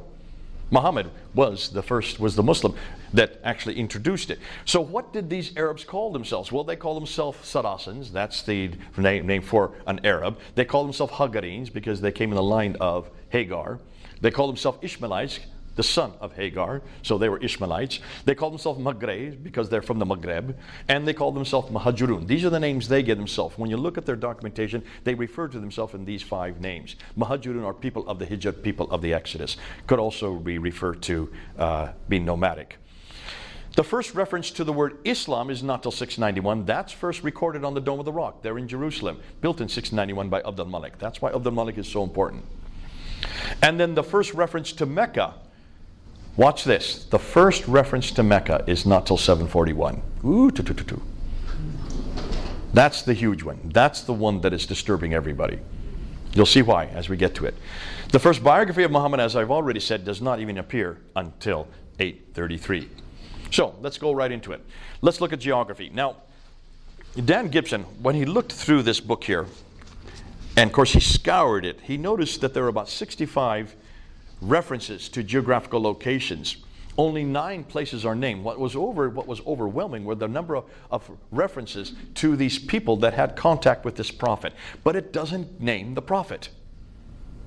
In the Quran, you will only find Muhammad's name 4 times. Did you know that? I'll give you the references right here. These are the only places you'll find his name. Chapter 3, verse 144. Chapter 33, verse 40. Chapter 47, verse 2, and chapter 48, verse 29. That's it. All the way through the Quran, it refers to this prophet. It refers to the place of the prophet, but it doesn't give a name. There's only one place where Mecca is referenced, and that's in chapter 48, verse 24. That's it. So this man, this prophet, who lives in the place of the prophet, or the settlement of the prophet, but is given no name, suggests that there's a problem here with that name. Ooh, I love this. Can you then understand that we're starting to see that it looks like that this name was then added at a later date. Nonetheless, what we do know is that this prophet 24 times has contact with people from Thamud, which are the Nabateans. 23 times has contact with people from Ud or Ad, which we now know is the biblical Uz. And 7 times has contact with people from Midian, who are the Midianites. The difficulty is, look and see where the people from Ad Thamud in Midyanar. They live way up here, 600 miles further north. He's down here in Mecca. How did he have contact with these people over and over again, day after day, unless he had a helicopter to travel 1,200 miles? Do you see the difficulty? That immediately shows you that there's a difficulty with the Quran itself. So let's then do a comparison. In the Quran, there are 65 geographical references. 9 places are named. 600 miles too far north, every one of the places is in the wrong place. Just look at the Gospel of Luke as a comparison, which is much, much older. It's 600 years older, 700 years older than the Quran. 110 geographical references, 31 places named, every one of them in the right place. No one disputes the Gospel of Luke or the book of Acts. That's the beauty of the Bible. So like with like, you can see enormous disparity just between something as simple as geographical locations in 2 different books. So let's now go to the second problem, Mecca. And this is the biggie. What are you going to do with Mecca? Well, it's only referred to in chapter 48, verse 24. That's the only place you will find. And all it says is, and he it is who hath withheld men's hand from you, and hath withheld your hands from them, in the valley of Mecca. So we do know it's in a valley, after he had made your victors over them, Allah is seer of what ye do. So that's it. That's all you're going to get from the Quran on Mecca. It's in a valley. We need to know an awful lot more. Now, according to not only the Quran, according to the traditions, there's an awful lot that Muslims impose on Mecca, though it doesn't say Mecca, it just says the place of the prophet, whoever this prophet is. But according to the Quran, it's the first sanctuary according to mankind is Bakka, which could be Mecca. It is the mother of all settlements according to chapter 6, verse 92 and chapter 42, verse 7. But it doesn't refer to Mecca. It just says again, over and over again, the place of the prophet. It is where Adam and Eve supposedly lived. It was where Eve was thrown down to, according to the traditions. In chapter 7, verse 24, they're thrown out of the Garden of Eden, which is up in space. See, their Garden of Eden is in space. Ours is on earth. 2 completely different Garden of Edens. Thrown down to earth, and Eve was sent down to the place of the prophet, which Muslims claim is Mecca. Adam was sent over to India, southern India, and he walks across. He just strides across and gets to Mecca. The guy must have been huge. But nonetheless, there you can see the reference to Mecca. So that would suggest that this place called Mecca was the first settlement for all of mankind. I'm guessing, because I don't think there's anybody before Adam and Eve. Am I correct? In chapter 21, verse 51 to 71, it talks about Abraham. It doesn't say Mecca, but he is in the place of the prophet, and he rebuilt the Kaaba with Ishmael. What is Abraham doing way down in Mecca, 600 miles too far south? He was supposed to be in Mesopotamia and in Canaan, way up in the north. But nonetheless, in chapter 21, he's there in the Kaaba, and he destroys the images, the idols in the Kaaba, and then he's thrown into a fiery pit, which seems to come from the story of Shadrach, Meshach, and Abednego. And then according to the traditions, Muhammad, now the traditions are written in the 9th century, now they're referring to Mecca. But these are the traditions, not the Quran. According to the traditions, he then was born in Mecca, lived there till 622, so from 570 to 622, about 50 years, and that he then canonized the Qibla towards Mecca, according to chapter 2, verse 149 in the Quran itself. Yet the only reference to Mecca, as I said earlier, is in chapter 48, verse 24.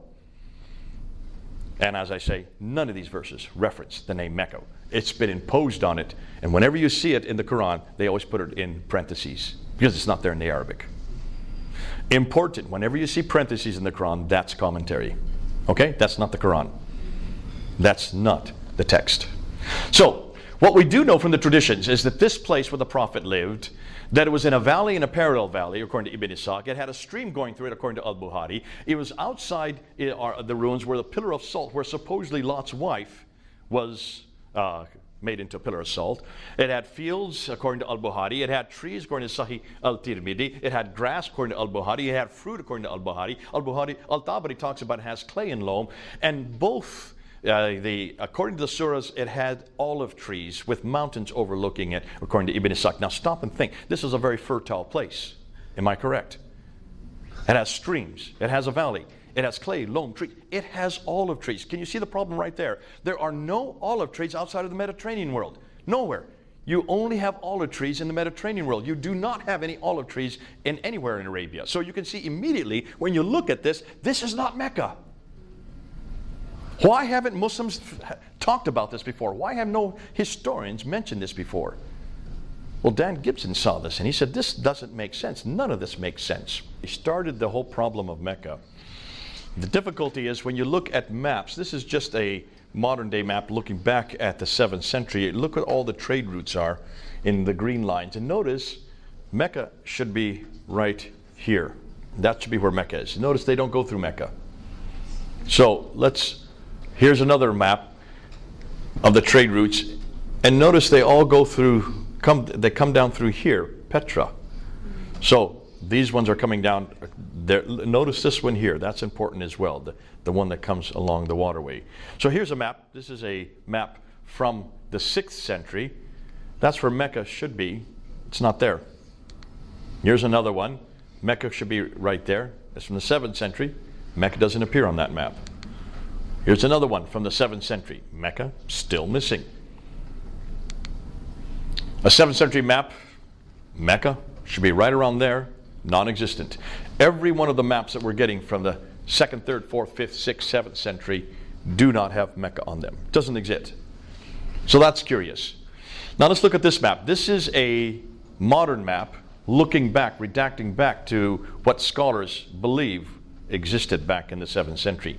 And this is the map that Dr. Patricia Corona looked at, and she saw problems immediately. Now, Montgomery Watt, the famous Islamicist, Scottish Presbyterian, who is well known for creating what we know as the trade route theory, suggested that the trade coming from China and India over here could not come this way because of the Hindu Kush and the Himalaya mountains. So that stopped the trade from going this direction. So they had to come this direction. And they came to the western coast of India, Gujarat, and all the coastal areas. And they went across the Arabian Sea up through the Persian Gulf, disembarked there, and then they took their goods over here to the Mediterranean world. So all the trade needed to get to the Mediterranean world, they came this route. That was where trade went. Until the 5th century AD, when you had the Byzantines up here, were warring against the Sassanids, who were the Persians over here. So you had these two great empires warring against each other, which shut down all the trade going from the Persian Gulf. Had to be redirected, therefore, down here to Aden. Down here.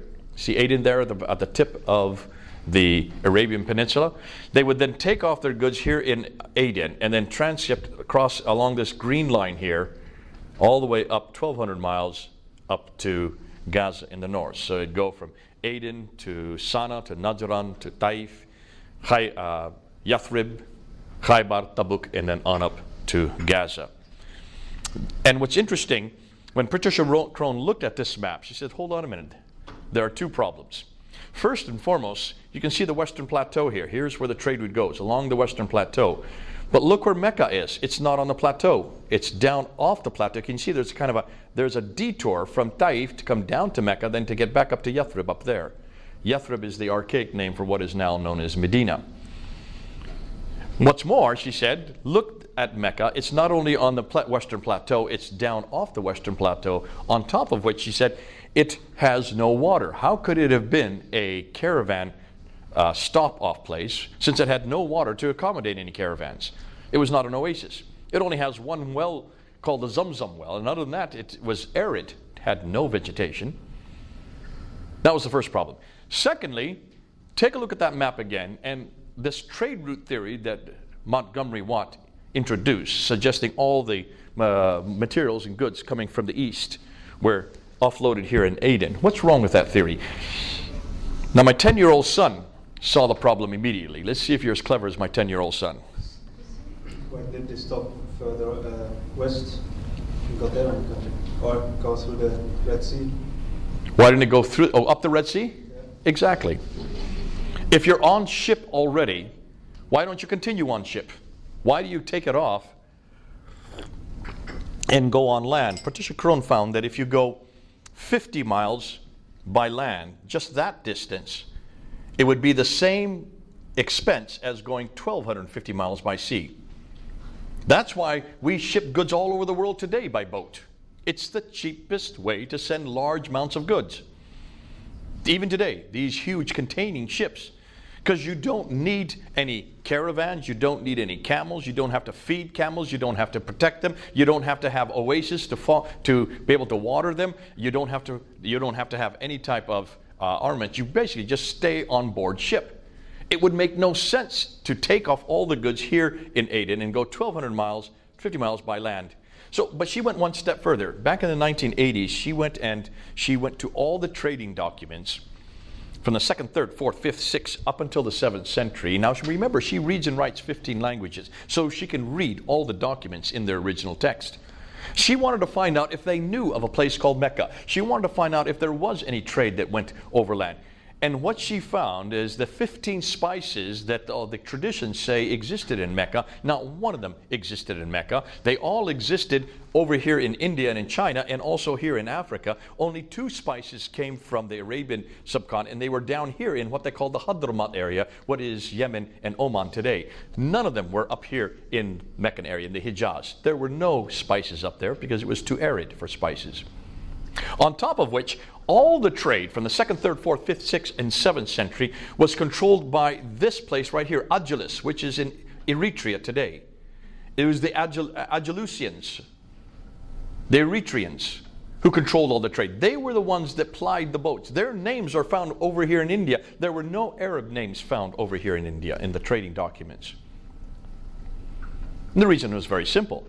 The Arabs weren't really seafaring people. They were mostly camel herders. They plied the deserts. Their caravans were in the deserts. And the only trade that they were interested in was leather and milk. No spices.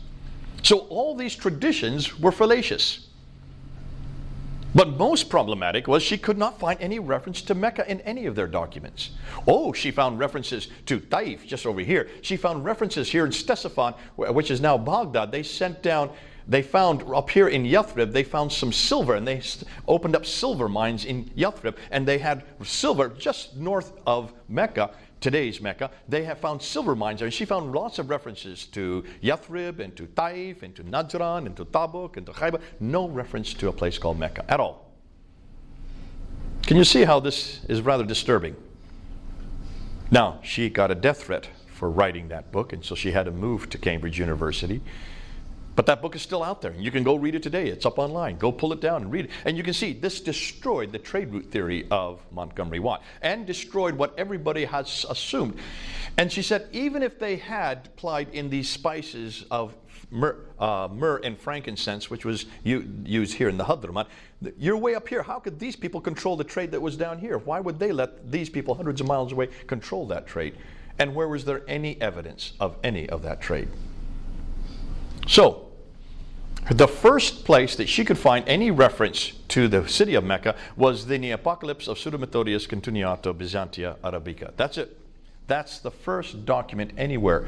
She came out with this in 1987. We're now in 2019. Nobody can find an earlier document. 741. Muhammad died in 632. Supposedly, Mecca existed at the time of Adam and Eve.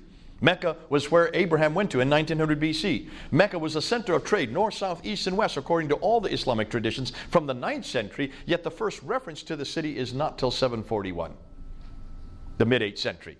It was not on any map until 900 AD. No map included it. If it was such an important city, the oldest city in the history of mankind, if it was a center of this enormous kingdom, if it had everything to do with the trade, all north, south, east, and west, why had no one heard of it? So, what about modern Mecca? Today they're now building huge storied buildings. This building here is the 4th tallest building in the world. It's an enormous clock tower that they have built there overlooking the Kaaba down here. Now they're trying to design it very much like Big Ben in London because they want to make that the center of time. They want to change Greenwich Mean Time and put it to Meccan Mean Time. And so that's why these buildings are being built. What's fascinating, this is the future of Mecca. This is what it's going to look like. These are the 4 different plans. You can see they're cementing up the entire place. Now, why do you think they're building so many big buildings? Well, obviously because they would say the Hajj is there. But take a look at what they're doing. Here you can see the property where wife Khadija, this is her property. It no longer exists. That's where the Prophet Muhammad supposedly was born and where he grew up. You can see it's now being covered over. Look at all these enormous amount of cranes as they're building up. They're going to build 62 of these skyscrapers all around the Kaaba. When you build skyscrapers, you need to have deep foundations, don't you? Therefore, you need to dig into the sand. Whenever there is an archaic city, an old city, anywhere in the Middle East or anywhere in Europe, what's the first thing you do? You dig foundations, and who are the first people to show up? The archaeologists. Because the archaeologists are licking their lips, because as you dig those foundations, you're coming across artifact after artifact after artifact, which recreates the history of the city, and they're doing the job for you. All you do is collect those artifacts and put them into a museum. And that's what's going on here. So the archaeologists are all there licking their lips, and guess what they have found? Zero. Proving that there is no history to the city. This history has no city that goes back to the 7th century. Now you can see why they're cementing the whole place up. I think they know what we know. If there's no history, they want to destroy the evidence. That's me saying that. I'm not saying that others say that. If you have a problem with Mecca, you're going to have an even greater problem with the Qibla. The Qibla is the direction of prayer. You've seen Muslims pray in one direction anywhere in the world. They have to pray towards the Kaaba, towards Mecca. Am I correct? And that's why when you go around the world, there's the Kaaba right there. That's the square building they all pray. There it is right there in the, this is the big mosque that's all been built. This is actually an older picture that doesn't have all the skyscrapers around it that have been built. But the Qibla is found anywhere in the world. When I was in Malaysia, I was in my hotel room. Show me where the Qibla was. If you go into a mosque, you find these mihrabs, these little niches in the wall, and that's where you know where to pray. Today you can get it on your app, on your phone app, to find out where the Qibla is. And the reason for that is because 5 times a day Muslims need to know where Mecca is. So the Qibla is absolutely important for every Muslim, everywhere, at every time. According to chapter 2, verse 143 to 150 in the Quran, it mentions that the Qibla was changed from Jerusalem down to the Great Mosque, which obviously Muslims believe was Mecca.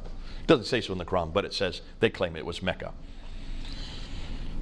So at one time it did face one place north, and then it was brought back down south again when the Jews rejected Muhammad as a prophet. He then got a revelation from God to change the Qibla back down to the Great Mosque. Now, what's fascinating, there were some researchers back in the last century, 1905, Dr. Fahravardi and Dr. Creswell, who were doing archaeological digs, and they went to Iraq, and they went to 2 mosques in Iraq, and they dug down to the original floor plans of those mosques, and they found that these mosques in Kufa and in Wasit, just south of Baghdad today, were facing straight west. They should have been facing south. They went to Fustat, which is just outside of Cairo in Egypt, which is the town that was built as for the rulers at that time, garrison town.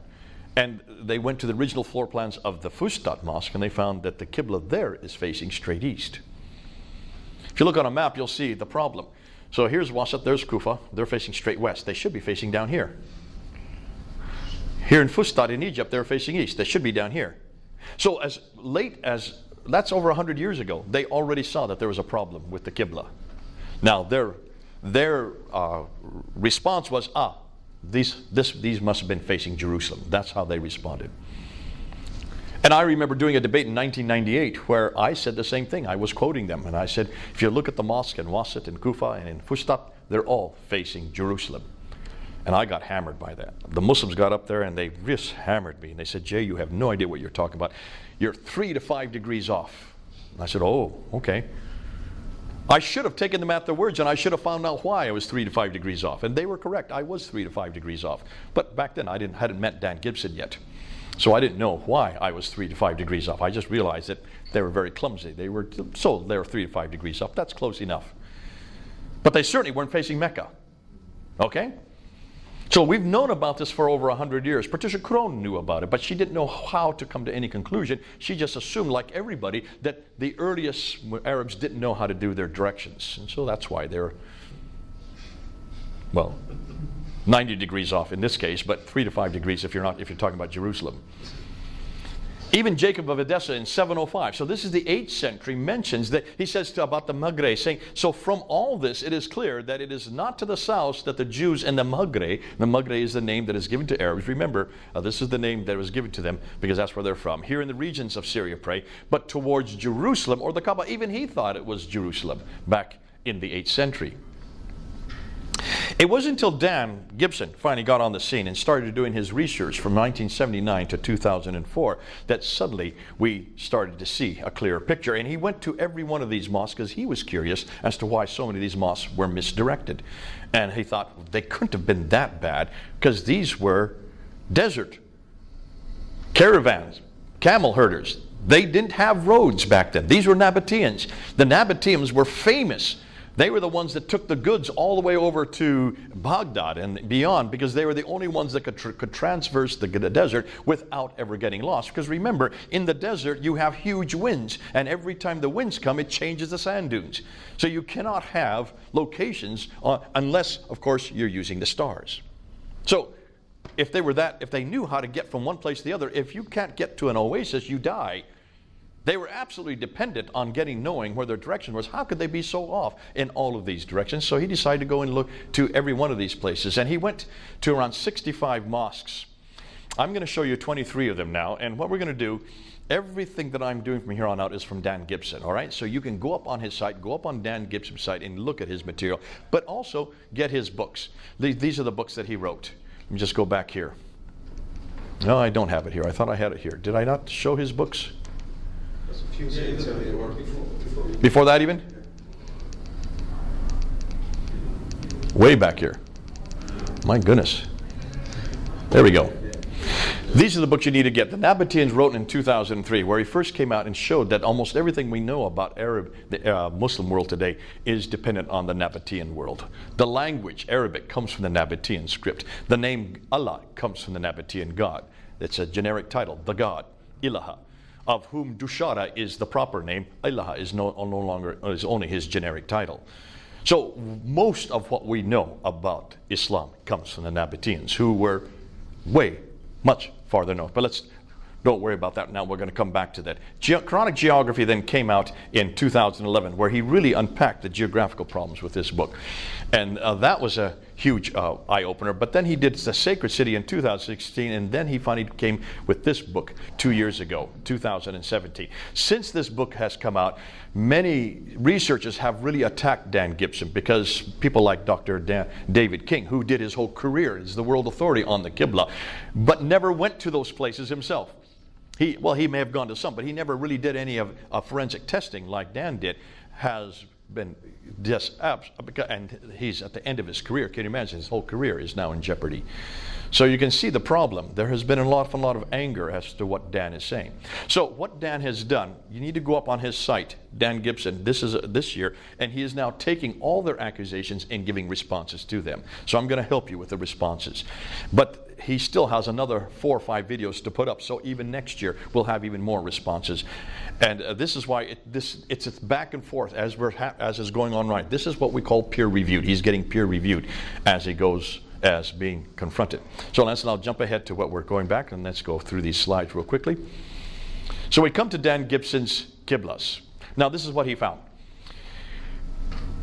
On the ground, he went to the maps of the area, accumulated the historical data of the area, and measured the GPS coordinates from outside and inside the building. So he would go to the situ, and he would not use Google Maps. I know the Muslims have hammered him, saying all he's using is Google Maps. Why would you not use Google Maps? It's a Western American product. That has nothing to do with America. Google Maps does not take the curvature of the earth into consideration. That's right. It's just flat.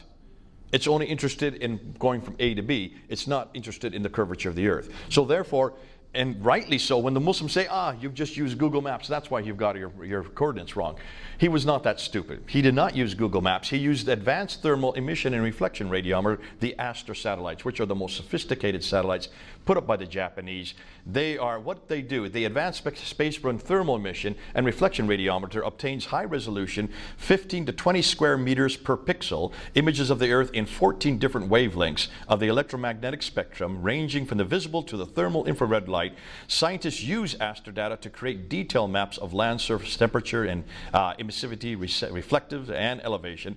Aster is the only high spatial resolution instrument in the Terra platform. It collects an average of 8 minutes of data per orbit. So it's always taking pictures of the Earth's surface. That's why he had to go to the best. Now you have to pay for that, and of course it costs an awful lot of money. But because of the fact he wanted to make sure his coordinates were absolutely accurate, he used them. Often, and what he would do, he would then look at from the satellite, looking straight down onto the mosque and make sure he got the Qibla line. He already had been there. He knew where the Qibla was. He had seen the Qibla line. It's very easy to find a Qibla on a building because it's either one of two walls. It's either this wall or this wall, or this wall or this wall. I mean, the same thing. Those two walls go the same direction. These two walls go. So you really only have two to choose from. And it's always the longest wall, all right? Because that's what the hot mosques are made. They're not like churches. Ours are in a cross formation looking towards the front. The Qibla wants a long line of men who are standing side by side. So the Qibla wall is either one direction or one direction, 90 degrees off.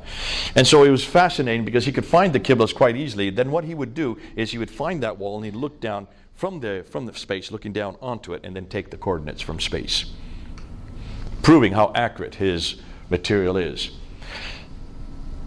So he used on his, if you want to go up and question his material, you can go up on his website, thesacredcity.canada, on the website. So go up there and look at it and look and see how he goes into it more specifically than what I'm showing today. Now the tools here in this site help you find every known early mosque Qibla in the first 200 years of Islam. Go to data on his site and then early Qibla tools, and then also use the papers and the maps that are up there. Now, for instance, he says the Yamama al-Kharj mosque is completely covered with sand, so how can we find the Qibla? There's no wall to see anymore. Those who researched this mosque then uncovered it with sand, but on Dan's site, you can zoom in and find the original pictures of that mosque taken by the researchers and then see where the Qibla was as it is uncovered in the picture. Okay, because Muslims have claimed, see, how can you have known where the Qibla, it's all sand. Yes, that is today, but it was uncovered at one time, and that's why he knows by looking and seeing when he was there when it was uncovered, he knew where the Qibla wall was at that time. So, another claim is that he was only looking at solstice lines. So what he did, when he first came out of his material, he only had the Qibla lines, and then he also had the Qibla towards Jerusalem, the Qibla towards Petra, and the Qibla towards Mecca.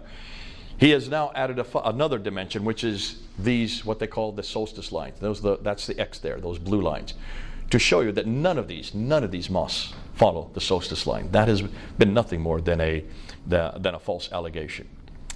This is interesting because that's the Dome of the Rock you're looking at right there. There's the Qibla. But that's not really the Qibla. It's this little mosque to the side that actually has the Qibla in it. And that's the one you need to use. So you need to know the history of all these places to know where there is. So let's look at these mosques. And let's start with this one here. This is known as the Qiblatain Mosque. Now, many early mosques don't have Qiblas to help us because they have been rebuilt many centuries later, and the original floor plans and structures have been lost. Other mosques have been rebuilt, but we can see where the original plans still are. The Qiblatain Mosque in Medina is a case in point. We only know this Qibla here. And so it's called Qiblatain, which means the mosque of two Qiblas. All in the name of the mosque, you can see that suggests that there was another Qibla at another time. And it was not till 1987 that they were enlarging the mosque, and as they started digging down to do the enlargement, they came across an entire structure right here showing the first Qibla. But take a look at what direction it's going. It's going in almost exact opposite direction from the existing Qibla that's there today. And the Qiblatain Mosque is in Medina, just north of Mecca. Today it's directed towards Mecca, but the earliest Qibla did not direct towards Mecca. So where was it directed towards? Well, if you pull back and you look and see, See where it's directed towards? Now, when it first went in 1987, when they saw it, they thought it was Jerusalem. Because, as you can see, it is pretty much going towards, although it's off by about a degree or two from Jerusalem. But look what else it's more directed towards. Petra. Hold that under your hat. So, the great mosque of Guangzhou in Canton, this is thousands of miles away. This is in China. Look at the Qibla there. It's directed towards Petra. There you can see, if you look at the red line, that's the archaic, that's the Qibla that's still there. And that mosque still exists today. It hasn't been destroyed or rebuilt. In Canton, what we call Guangzhou is the Chinese name. Look at this mosque here in Cherman. Now we're in India. Look at the date, 629. Muhammad's still living at this time, if he was living. Nonetheless, according to their tradition, he'd be living because he didn't die until 632. So here's a mosque. In fact, this one here is 627. So this is while Muhammad's still living. So here you have mosques at the time that Muhammad's still living that are not directed toward where he's living, if he was for Mecca. They're too far north. They're 600 miles. They're directed 600 miles further north. Cherman Masjid in India, 629, directed towards Petra. Jami Hama Al-Khabir Mosque in Syria, 637.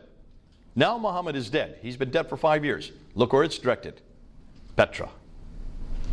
Now we go to Egypt. The Fustat Mosque. Remember the ones that Fehravadi and Creswell found in 1905? Well, they thought it was towards Jerusalem. It was not towards Jerusalem. Gibson found it. They were actually directed towards that. Those mosques were directed towards the Petra. The Dome of the Rock. There's the Dome of the Rock right there.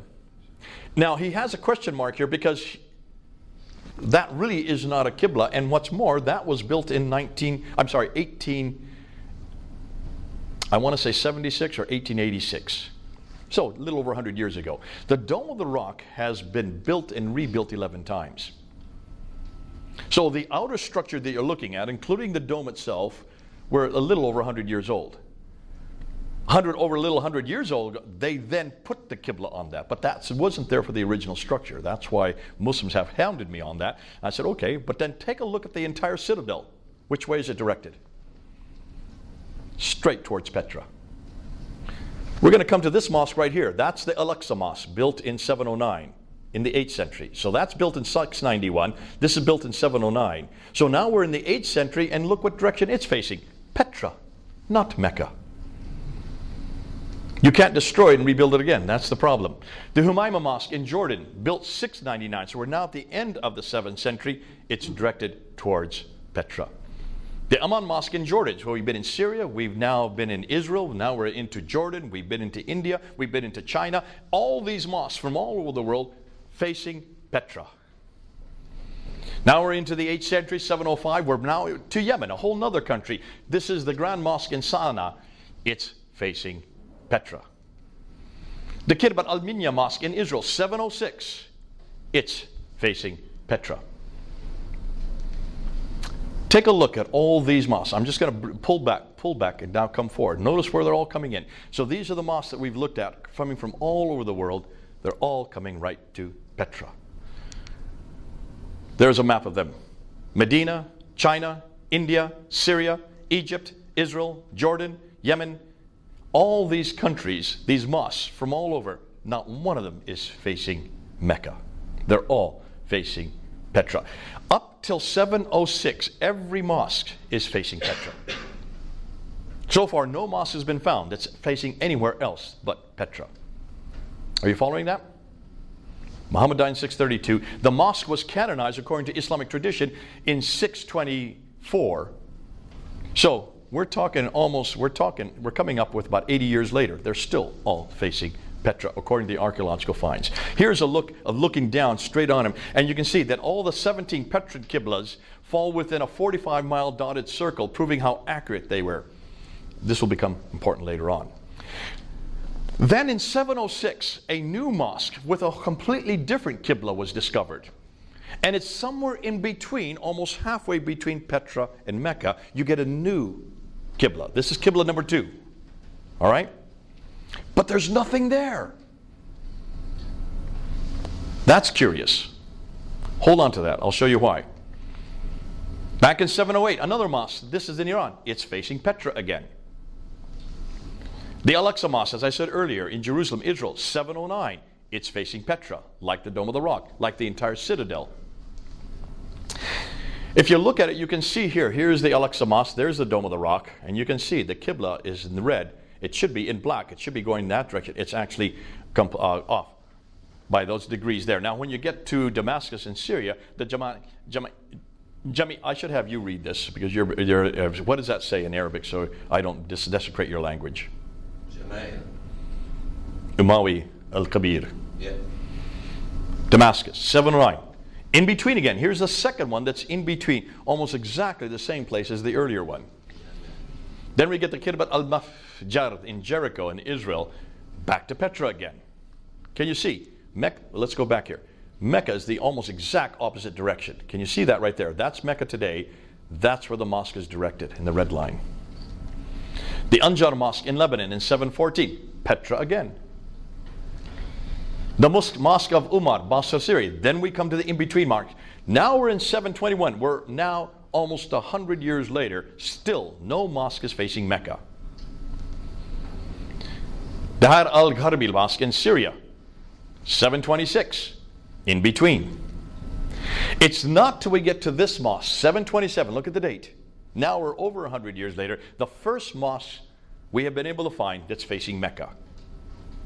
This is the third Qibla. So this is now Qibla number 3. The first Qibla, number 1, is Petra. The second is in between. The third is Mecca. Mecca is introduced in 727. Here's the Qasr al-Hayr al-Sharqi Mosque in Syria, 728. It's in between. The Amman Citadel Mosque, Jordan, 730. It's in Mecca. Now take a look at this. I want you to look at this a little bit better. Let's look at this next picture. Remember, in 701, I said that this one down here was facing Mecca, and it still is. It's the older mosque. In 701, that one faced Petra. Sorry, did I say Mecca? Petra. That's facing Petra. They then rebuilt this mosque up here behind it, and above it, that's 730. That's facing Mecca. So something has happened between 701 and 730. Both mosques are still there today. So the evidence, you can't destroy the evidence, proving that something happened that changed the Qibla between 701 and 730. That's why this one's such a good one, because you can see both mosques in the same area, proving that there was a change of direction between 701 and 730. Hold that under your hat. The Jami al-Zaytuna Mosque in Tunisia. Now we get a fourth Qibla. All the mosques that he found in North Africa and in Spain are facing straight south, parallel to a line that goes between Petra and Mecca. Why? 4 Qiblas. Petra, in between, Mecca, parallel. This is a 4 Qibla number 4. Baalbek Mosque in Lebanon, in between, 740. The Mushta Mosque in Amman, Jordan, 743. Petra again. So here Petra raises its head again. Look at the date, 743. This is 120 years after the Qibla was supposed to have been canonized towards Mecca. The Haran Mosque in Turkey, way up in Turkey, in between, not Mecca. Qasr al-Qaidar Kufar Mosque, there's one that is facing Mecca, 764. The Ribat Mosque in Tunisia, remember I said all the ones in North Africa are facing parallel, not in between, not Petra nor Mecca. The Sahih Ramda Bawr Mosque in Oman, around 771. We don't know exact date for that. That is facing Petra again. The Sumail Omani Mosque in Oman, around 771. It's facing Petra again. So here's still this holdout towards Petra. Why? The Raqqa Mosque in Syria in 772. It's facing in between. The Bibi Samarkand in Uzbekistan, way over in Uzbekistan, way off to the east, it's facing Petra. Possibly Jerusalem. Most people now think it's now Petra. The Cordoba Mosque in Spain, like I said, like North Africa, it's facing parallel. The Jami Uqba Ibn Nafi Karawan in Tunisia, again, 836. 836. This is the 9th century. It's parallel. It's not facing Mecca. So here are the 4 Qiblas. The Petran Qiblas are always the earliest one. Up until 706, every Qibla was facing Petra. Then they start introducing a second Qibla in between. Then you have the Meccan Mosque, which starts to be introduced in 727. And then the parallel mosques, which are in North Africa and Spain, that are facing parallel. All the Qiblas were facing towards Petra in 706. There was confusion for the next 100 plus years. 17 face Petra, 8 are in between, 10 face Mecca, 6 are parallel. The Qibla was not finalized towards Mecca until 876. After 876, you're talking about the late 9th century, all the mosques then face Mecca. But that's over 240 years too late. 250 years too late, sorry. So let's look at them. That's the first Qibla. See how accurate they are, how specific they are, coming right to Petra. And look at, they're all over the world. They're not all in one area. All the way over in Guangzhou, Canton, India, here in the Oman, in Yemen, all the way up here, Bibi Samarkand in Uzbekistan. So you can see these are so specific, but they're so accurate from such thousands of miles away. How did they get it that accurate? The second mosque, then, take a look how they come to one point, but there's nothing there. What's going on here? And then you get the Meccan Qiblas, starting in 727. Then you have these parallel Qiblas, which are up here in North Africa and in Cordoba. This looks like a political statement to me. Hold on, you'll see why. So why are the Qiblas multi-directional? Modern scholars assume that the variety of Qibla directions were due to the inability of the ancient Arabs of finding accurate Qibla direction. It's ineptitude is what they're saying. They just weren't very accurate. Modern scholars simply quoted earlier 9th century Islamic scholars concerning this theory. And that's the theory that David King has taken, and that's his biggest theory, is the 9th century scholars considered them that they were just inaccurate. But once they got to the Mecca, they were much more accurate. They assumed that the Meccan Qiblas were the most accurate. Well, let's take a look and see how accurate the Meccan Qiblas are. When you look at according to all the Petran Qiblas, they were 2.9 degrees of accuracy. If you take out take out the two worst, it's down to 1.9 degrees off. The in-between were less than a degree off. They were by far the most accurate. The Meccan ones were 4.78 degrees off. They were by far the least accurate. So this whole theory goes out the window. They didn't get better, they actually got worse. So why were the early Arabs so accurate? Modern Muslim scholars assume the early Arabs were not, and that they didn't have adequate mathematical abilities. Yet what really happened was that the Arabs lost their ability to define directions accurately because Roman roads were introduced, which they used, and thus they didn't need the stars to guide them. Thus the ability to detect very accurate measurements became lost. The earliest Arabs who built the earliest mosques used astronomy, the study of stars, to find one's direction, not astrology, the use of stars to tell the future. They had to, because their trips across the desert was always across the desert where the sands shift and move, and they would die if they didn't know how to find their way. And what they would do is they would use these type of things. They would use, to find the north and south, they would always use the North Star, which never moves. And they used their fingers or the kamal, a block of wood on a string, which measured how far up and down the knots on a string were once that block sitting on the horizon reached the North Star. So by pulling the string back, they put it on their horizon. There's the North Star. And as they pulled it back, as it hit the North Star, then they knew where the knot was on that string. They knew exactly where the direction was. Something as crude as that, yet saved their lives. For east and west, they needed to use a constant. So they used the number of steps a man walked in order to arrive at his place they were going. Men traveled on foot, while camels were used for carrying the goods. As they walked, they employed poetry, which had a rhythm and a allotted number for each poem. So when they came to the end, they would know how far they had reached and simply added up the number of times they had recited a certain poem. Thus the reason they chanted poetry as they walked. They still do that today. Now you know why it actually saved their lives to chant this poetry. And that's why poetry was so important for the early Arab, especially the traders. Now they used stars to find their direction. They employed 32 stars, which were used on a compass to know when they needed to go east and west from their location in relation to the North Star. Thus, for instance, they would walk towards Mecca. There's Mecca, right? Which is a star in the northwestern direction. When they went for a certain number of strides, depending on the poetry they were reciting, they were told, use this poetry, do it 32 times, and you'll get that direction, going towards Mecca. Then they turned the other direction. They went towards Altir for a certain number of poems. And you now go towards this direction for 10 of these poems, and in the eastern direction, and so on. And that's how they found their direction. We don't do that today, so we don't understand this. But if you're in the desert war, you better know how to do these directions accurately. And that's why the earliest Qiblas are the most accurate. The later ones, they no longer needed that because now they were using roads, which had markings on it. So why Petra? Why is Petra so significant? Well, take a look at where Petra is. It's right at the center of all the trade. It was the sanctuary city for the Nabateans. The Nabateans did not have their empire. They were traders, so they were all over the world, and they would have families that would stay in different cities in the different trading outposts. Therefore, they did not have any empire or any capital city.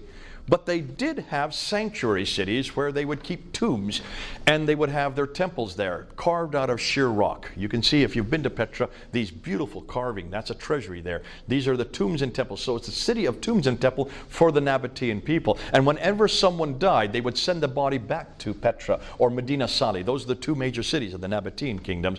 And they would then send them back to have their bodies there. And they would make a pilgrimage back to Petra to then not worship, but to honor their ancestors there. So Petra was the center of the Nabatean kingdom. It was a center of the trading bloc, the trading routes for all the trade, north, south, east, and west. And it's still there today. But take a look when you go to Petra. Notice that Petra is in a valley. It has a parallel valley. There's the valley. There's the parallel valley. It has a streams. It has whole stream. In fact, it has whole waterworks that have been created. Exactly what we're finding in the traditions. It is outside. Outside the ruins would be a pillar of salt. If there would be any pillar of salt, it would be outside the ruins of Petra. It has fields. It is a place where the prophet has trees and grass and fruit and clay and loam. Everything that the Quran's talking about, everything the traditions are talking about, exists in Petra, not in Mecca. And it has olive trees. The one thing you cannot find anywhere in the Arabian Peninsula, you can find in Petra. It has mountains overlooking the Kaaba. So everything that we see, these traditions, Ibn Ishaq, Ibn Hisham, Al-Tabari, all of them talking about this place where this prophet came from. And they named it as Mecca in the 9th and 10th century. Everything they were looking at, everything they're describing, everything this book describes fits Petra, doesn't fit Mecca. What's fascinating, Petra has all the items listed above. Thus, could Petra be the place they are referring to? Remember also the people of Ad, Thamud. 24 times refers to these people from Thamud. 23 times the people from Ad. 7 times the people from Midian. They're all up here around Petra. So if you're going to have any contact, especially as a trader, you'll have contact with all these people. That would make sense. If you're in Petra, it would not make sense if you're way down here, 600 miles further down in Mecca. So why is this significant? Let's review. So far, nothing is known of Muhammad until the late 7th century from within Arab sources. His book, the Quran, and its manuscripts don't appear until the early 8th century. His city, Mecca, isn't referred to until the mid-8th century. His biography and his sayings don't even appear until the early to late 9th century. Thus, much of what we know of Muhammad is written down hundreds of years later and hundreds of miles away. Looks like he is nothing more than a later redaction, possibly begun by Abdul al-Malik. So, can you now know and understand why Stephen Humphreys, who's a historian, says Islam in the Prophet's life, as we know it, was not derived from the 7th century, but evolved over a period of 200 to 300 years and then redacted back, that means put back, on the Prophet's life and compiled in the 9th century. So everything we've known about Islam, everything that I talked about from the very beginning, that classical model, is not from the 7th century, it's from the 9th and 10th century. Do you know why Mecca became so very important for Islam? Why didn't they just take... Hold on. That's the next question. You're prophetic. You want me to get into that, so let's go into that. We're not finished yet. We still have another half hour. So, here are the questions we need to ask. Why are there no Muslim sources for 200 years, number one? Why do the claims they make not fit the 7th century historical record? Number two, why are the geographical references so few and confusing, and why do they all seem to fit an area much further north? Why are so many references to vegetation which would not exist in Mecca, and why is Mecca not even on the trade route? Why is Mecca not even mentioned until 741, nor included in any maps until 900 AD? Why do all the Qiblas face Petra for the first 100 years, well, up until 706, then they are confused for the next 100, and aren't standardized to Mecca until 822, 200 years too late? Is it not surprising, therefore, that historians now consider much of what we know about early Islam is possibly historically spurious? So, Getting to your point. So what really happened? Now, to make sense of this, I'm going to give you the scenario that we think is happening in May 2019. It may change completely by the next year because new material is coming in all the time. So be aware that this is only hypothetical. All right? For those watching, this is hypothetical. This is what Jay Smith is saying, and others are now saying it, but I'm going to say it now on the camera so that you can actually see where we're moving and where from everything we know so far, this looks like what's happening. To make sense of this, we need to begin with Abdullah ibn Zubair, who is well known. He was the governor of Petra during the time of Abd al-Malik and Marwan before him. You have two great empires that are being created. First, you have the Umayyad Empire, which starts in 661. There are two families within the Umayyad Empire. You have the Sufyani family that's from 661 up to about 680, and then the Marwans take over. The Marwanids take over in 680. Marwan the first is the first king. His son is Abd al-Malik. He's the second king. He comes to power in 685. Now remember, up until that time, the Arabs had destroyed the Sassanids off to the east, which is the Persian Empire, and now their biggest enemy, their biggest competitors are the Byzantine Empire to the north. The Sassanids were Zoroastrian. The Byzantines to the north are Christian. They have much more in alliance with the Christians because they trace their lineage back to Abraham. Both the Christians, Jews, and the Arabs trace the lineage back to Abraham, one through Isaac, the other through Ishmael. So they are cousins with the Byzantines. They have nothing to do with the Zoroastrians. Plus, they have already destroyed the Zoroastrians. They're not really a problem for them. Petra, but look and see, and let's just go to this map and then I'll come back to this. Take a look and see where their headquarters is. So when you look at their headquarters, here is Mecca down here, right? If, as the classical account says, that the Umayyads were headquartered down here, then why is it that everybody knows that they weren't living down here? They were up here in Damascus, 1,200 miles further north. What were they doing in Damascus? Why weren't they down in the Hijaz, in Medina? No one's asked that question before. We're asking it. So they're way up here in Damascus. Here's the Byzantine Empire up here and further to the west. Here's the Sassanid Empire over here. Now the Sassanids were destroyed by the Arabs coming up, and they took over Basra, Baghdad, Damascus, Jerusalem, and Cairo. All these cities along here, what they call the Crescent, the Golden Crescent. All those cities were destroyed by 652. They now control those great 5 cities of the Levant. But all of the people that, because they were nomadic, they were Arabs, they needed people to run the cities, people who were literate. So the best people to run the cities were the Jews and the Christians that lived there because they were not only literate, they were their cousins via Abraham. So they made them Mawlis or Mawalis, and that's well documented. They became the ones that ran the cities. The Arabs, being nomadic, didn't even live in the cities. They were not urban, so they lived outside the cities in their own garrison towns. Fustat is the garrison town of Cairo over here. So Fustat is the garrison town where they lived. The Jews and the Christians ran the cities for them. Now here's the problem.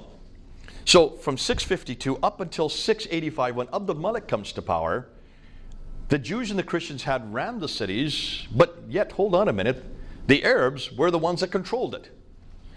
The Jews and Christians have a prophetic line. The Arabs don't. The Jews and the Christians have a scripture. The Arabs don't.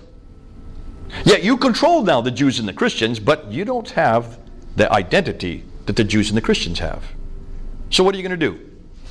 Abd al-Malik knows that. He has seen 40 years of Arab dominance. He now moves into Damascus. He's taken over from his father. He owns all that swath of land from all the way from India to Andalusia, which is Spain. From Spain to India was under his control, and yet he has no identity because he has no prophetic line. There is no scripture to the Arabs. They have no scripture. So what are you going to do? You want to create an Arab identity. Hold on to that. So he's up here in Damascus, but his sanctuary is here in Petra, because he's just taken over the Nabatean sanctuary, which is the sanctuary that all the Nabateans, from which he has derived his power. Their sanctuary is here, and that's why all the mosques from all over are facing Petra. Then in 685, Abdul ibn Zubair rebels against him. He is in Petra. He destroys Petra and takes the black stone and flees to the south. Well documented. Black stone. What's the black stone? Look at the antecedent. It's a Nabatean. The black stone is where God's presence is. When he takes God's presence out of Petra, you can see this is a huge slap in the face to the Umayyads. They have to come down, and of course, as he's coming down, something happens in Damascus. Someone is killed, and he has to return. Abdul Malik has to return back up to Damascus. Never finds Ibn Zubayr. So he goes to the south, but we don't know where he goes to in the south. We just know he goes to somewhere in the Hijaz. Now Abdul ibn Zubayr, he needs allies against the great Umayyad Empire. So who does he look to? Well, he looks over here to Ctesiphon, which is the archaic name for what is now called Baghdad.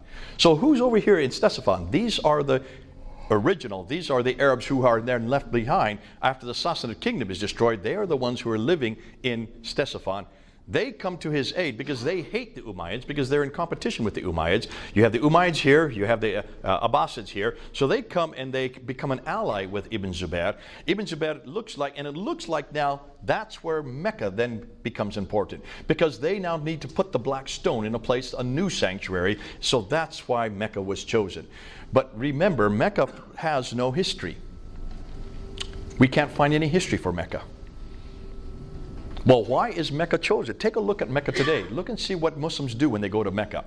They go between these two hills, back and forth, 7 times. What are those hills for? Well, they say that's where Hagar went to look for water. Why do you commemorate looking for water in these 2 hills when she never found any water? She found it where the Zamzam well is, according to the tradition. Why do you then circumambulate 7 times around the Kaaba? Why do you go out to these 3 zamarats and throw 7 or 49 numbers of 7 stones at these 3 zamarats? What are these zamarats? These are devils. Wait, 3? I thought there was only 1 devil, only 1 Satan. What does this suggest to you? Looks like this Mecca was a pagan sanctuary, a pre-Islamic pagan sanctuary that did have that had enormous importance for the nomads in that period. They have taken over that sanctuary, they've taken the form, and they've put their own meanings onto it. So now running back and forth between Marwa and Safa, those two hills, now is to commemorate Hagar trying to find water for Ishmael. And the Zamzam well there is where the water came out so she could feed her son in 1900 BC in a city that didn't even exist until 741 AD. But can you see then why that has been taken over and now everything has been imposed on it? What is fascinating is now the Abbasids have their sanctuary while you have the Umayyads have their pre-existing sanctuary. So here's Abdul Malik. He wants to create an identity. So what's the first thing he does? He coins coins. He mints coins. Now before, if you want to look at the numismatic section in the British Museum, you'll go back there and you'll see these coins. These are Byzantine dinars. There's a picture of the emperor with 2 of his conscripts, and on the back side of the coin is the Byzantine cross. And that's a dinar in the 7th century. The Sufyanis come into power, the Umayyad Caliphate, and they then mint these coins, which are very similar. In order for them to trade, they have to mint very much the same coins. So now instead of the Byzantine emperor, now you have the Caliph, Muawiyah, with 2 of his retainers on either side. On the back side there is the Byzantine cross, but they've taken off the cross piece. Can you have images on coins? There's a problem with that. That's obviously, this is not Islamic, because no Muslims would have any image on any coin. So what are they doing with images on their coins? Obviously iconoclasm was not a problem for the early Arabs. But then remember, they weren't Muslims. They didn't refer to themselves as Muslims. So then Abdul Malik comes to power, and he takes off his image. The first one is his image. That's Abdul Malik right there with a sword, and there's that Byzantine cross on the back side. So here you have his coin minted between 685 up until 692. Then in 692, he takes off the image and replaces it with Arabic script. And what does he have on that Arabic script? Can any of you read that? Can you read it? Allah. Is it Muhammadun Rasulullah? La ilaha illallah Muhammadur Rasulullah. That's the Shahada. That's the first time we see the Shahada. Introduced on that coin in 692. That's the first time we see Muhammad's name introduced on that coin by Abdul Malik in 692. Look at the date, 692. All right? Now let's go to the Dome of the Rock. Meanwhile, a year earlier, he introduces and puts this building in the middle of Jerusalem. Why in the world does he put it in Jerusalem? Why doesn't he put it in Damascus? The biggest structure of its day, the best, most resplendent building of its time, using Byzantine architecture. The ones who built it were Byzantines. But look and see where he puts it. He puts it above the Church of the Sepulchre. There's the Church of the Sepulchre. It looks down onto the Church of the Sepulchre. The Church of the Sepulchre is the sanctuary for the Byzantine, the Christian Byzantines. That's where they go for their pilgrimage. So he's coming into Jerusalem, and basically he's saying, we are now the new people on the block. He goes to their sanctuary, builds the largest building, but it has no Qibla. Which is true, it doesn't have a Qibla. The reason why is because the entire citadel is facing their Qibla. It's facing Petra. Can you see what's going on? Now let's go one step further. He employs the Byzantine architecture, much larger and more prominent, and sits above the Church of the Holy Sepulchre, which is the Byzantine Christian sanctuary. It is situated in the holiest city for Jews and Christians. It should really be in either Damascus or Mecca, unless, of course, he's trying to make a point here. Muslims say it was built there to commemorate the Miraj, the night journey of Muhammad going to the seven heavens in 621. Go look at any of the ambulatories, look at any of the inscriptions on the Dome of the Rock. You won't see any reference to the Miraj at all. No reference. So let's look at the inscriptions. Now, the Dome of the Rock, the only part of the rock of Dome of the Rock that is original are these two ambulatories, these two circular colonnades. All the rest has been rebuilt and built and rebuilt and destroyed 11 times. So the only original part are these two. So that's why you need to look at the inscriptions along there. You need to look at the ones along the top. All those inscriptions there along the outer ambulatory are revealing. When you look at the inscriptions, you will see Surah 4:171. O people of the Scripture, that's us, do not exaggerate in your religion, nor utter aught concerning Allah, save the truth. The Messiah, Jesus son of Mary, was only a messenger of Allah, and his word which he conveyed unto Mary, and a spirit from him. So believe in Allah and his messengers, and say not three, cease. It is better for you, Allah is only one God, far is it removed from his transcendent majesty that he should have a son. Who is that attacking? Jesus, the Trinity, and his sonship, right? It's attacking his divinity, the sonship of Jesus Christ, and the Trinity, all in one verse. Surah 17, ayah 11 is there. Praise be to God, who hath not taken unto him a son. There's the sonship. Who hath no partner. There's the idea that God would have there would be two gods, God the Father and God the Son, in the sovereignty. Nor hath he any protecting friend through dependence. Then you get Surah 112. There is no God but God. There's the Shahada. He is one. He has no associates. Attacking Jesus there again. Say he is God, the one, God the eternally, besought of all. He begetteth not, nor was he begotten. There is John 3:16 it's attacking. And there is none comparable unto him. Muhammad is a messenger of God. Here is where Muhammad is introduced. A year before he's introduced on the coins, he's first introduced on the Dome of the Rock. This is the first reference we have to Muhammad anywhere in the world. I'm sorry, within Arab sources. He is actually referred to in other sources outside of Arab sources, like the Doctrina Jacobi in 634 and the Chronicles of Sabaeus in 660. But this is the first time that we see his name on any Arab inscription. So here, take a look and ask, what does this have to do with the Miraj? This has nothing to do with the Miraj. This has everything to do with Christianity. It's an attack against Jesus. It's an attack against the Trinity. It's an attack against the sonship of God. It's an attack against everything we believe.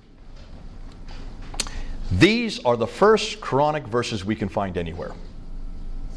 Isn't that interesting? On the Dome of the Rock. Fascinating. So let's move from there and you'll see what's going on. So, Abdul Malik introduces here his Arab identity in the guise of an Arab prophet. Beginning with the Dome of the Rock, it's larger than any other Arab structure. It's facing the Arab sanctuary Petra. It incorporates inscriptions against Byzantine Christianity. It introduces their faith, Islam. It introduces their prophet, Muslim. And introduces their people, Muslim, and introduces their prophet Muhammad. Meanwhile, the caliphal protocols that were being studied by Yehuda Nevo, he was there looking at all these caliphal protocols, and he finds the caliphal protocols from the Sufyani family up until the Marwanid family. He finds no Bismillah that we find in the Quran today. He finds no reference to people called Muslims in them, no reference to any religion called Islam in them, no reference to any man called Muhammad in them, and no reference to any book called the Quran, which should be in all through these material, because these are the first Muslims. It should be replete with references to the word Islam, to the word Muslims, to Muhammad, and to his book, right? Nothing in any of these caliphal protocols until 691. In 691, the Shahada is introduced into the caliphal protocols overnight. And then from then on, every caliphal protocol starts with a Shahada. Introduced by Abdul Malik the same year that he introduces it on the Dome of the Rock, a year before he introduces it onto the coins. So now you have the building, the inscriptions, the caliphal protocols, and the coins, now introducing an Arab prophet to the Arab people. Replaces the image with Arabic script and introduces a Shahada on those coins. So once Abdul Malik introduces Muhammad, then he needs to have an Arab revelation. This is why the earliest Quranic texts are on the Dome of the Rock, 691. The earliest Quranic manuscripts begin to appear during his reign. The lower text, remember I showed you the palimpsest of Sana? That lower text probably comes from the last 2 decades, the time Abdul Malik was in power. And you notice it is only 63 verses. There are 70 variants in just those 63 verses. So they have to wash it off and then write over top. The upper layer is from 705, the 8th century. That's the earliest text we have. All the other manuscripts come after 705. Ooh, I love this. So the documentary evidence is supporting what we're now seeing in the archaeological evidence, not only from the Dome of the Rock, but also from the documentary evidence of the inscriptions. The earliest Quranic manuscripts begin to appear during his reign. The Quranic manuscripts begin to proliferate during the reign of his son Al-Walid from 705 to 715. Then we see other manuscripts starting to appear. Why weren't they appearing at the time of Uthman in 652? Why are they suddenly appearing in the 8th century? Why so late? Because now they have a prophet. Every prophet has to have a book. Can you then understand when you put a book together, you have to put it together hurriedly? And where do you get your material from? Well, you borrow. That's why 70% of the Quran is borrowed from other sources, mostly from Jewish apocryphal writings and Christian sectarian writings. They borrowed the wrong material. God bless them. They should have gone back to the Bible. Why didn't they borrow from this book? Because this book was not in Arabic yet. It hadn't been translated into Arabic. This was only translated into Arabic. The earliest document we have for the Arabic Bible is I want to get this right. It's 868, 2 years before Abd al-Bukhari.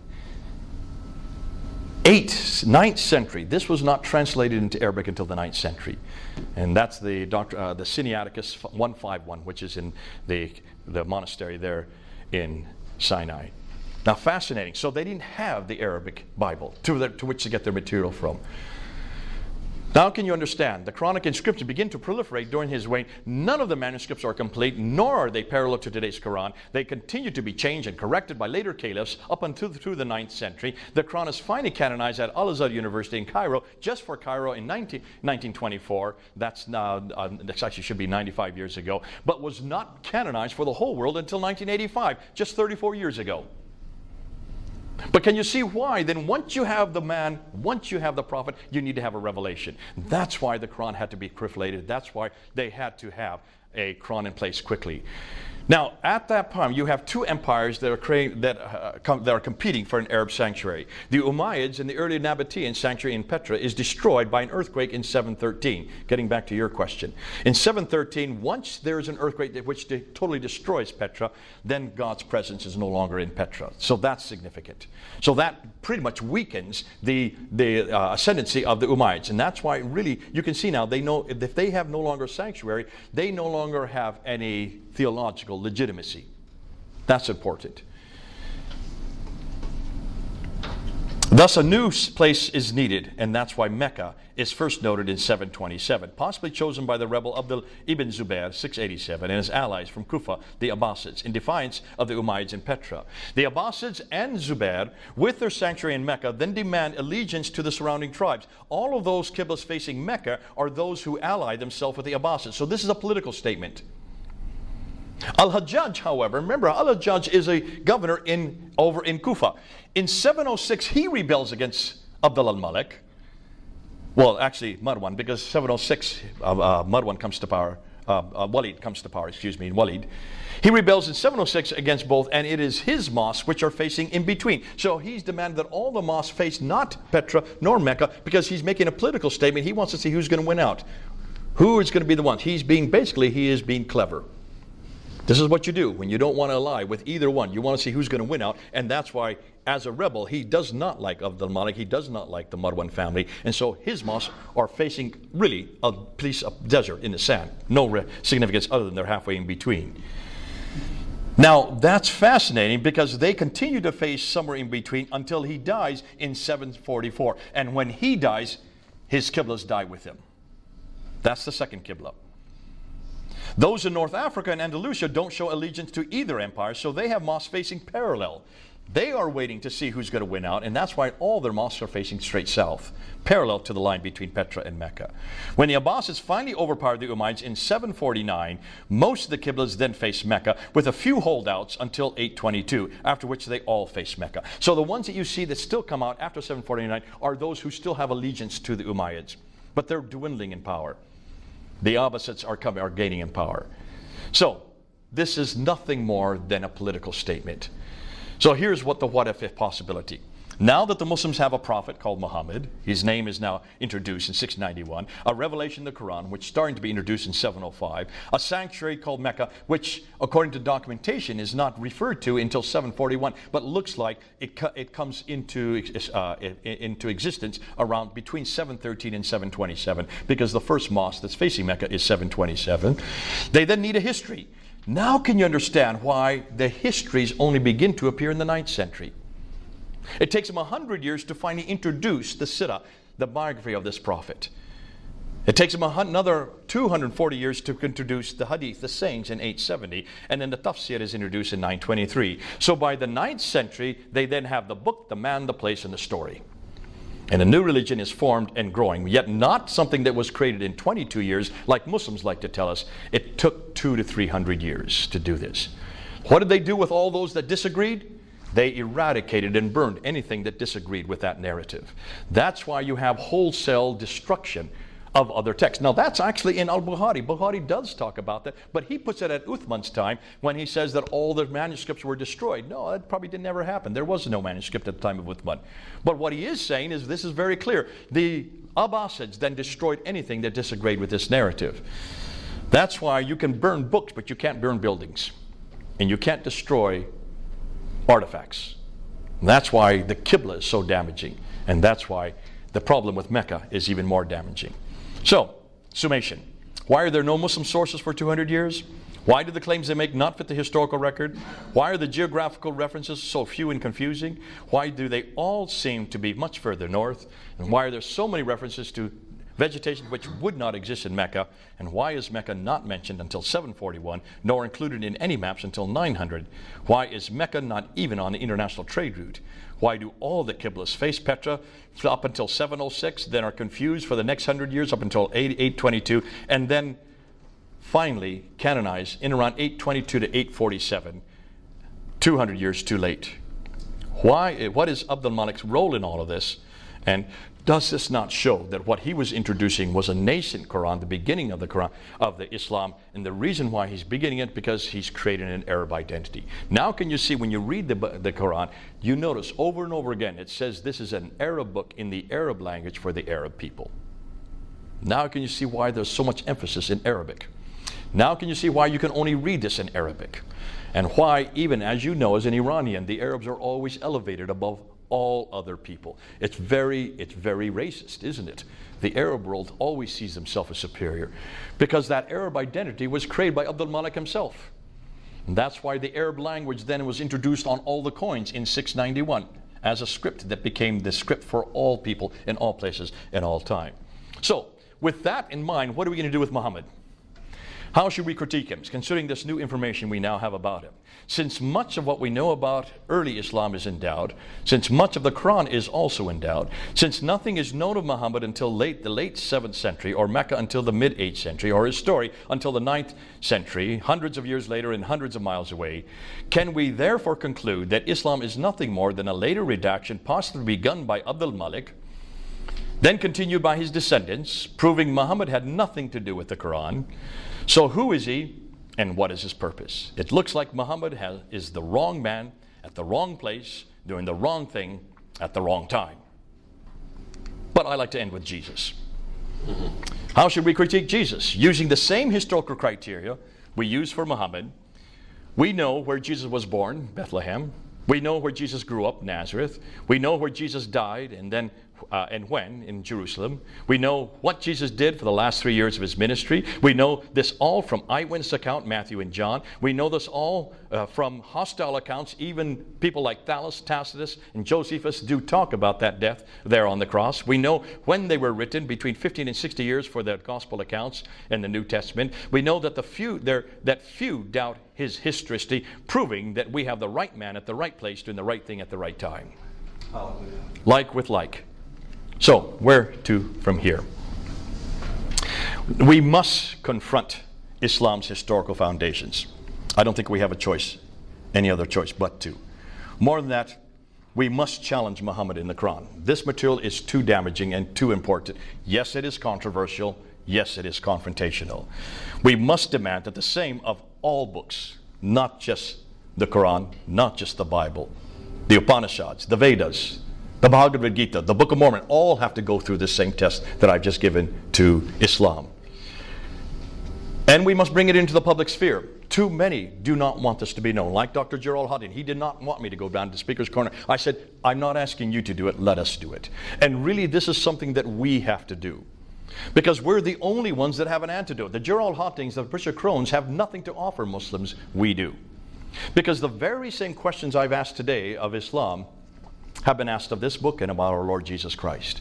We have answered every one of those criticisms. We created the criticisms. Looking at the Bible, looking at Jesus, looking at early Christianity, redacted criticism, source criticism, literary criticism, historical criticism would not exist without Christianity. Mostly done by Christian scholars. Can you then understand why we are the best equipped? Because not only do we understand the material better, we are the only ones that have an antidote. We have the only alternative. We need to bring them home.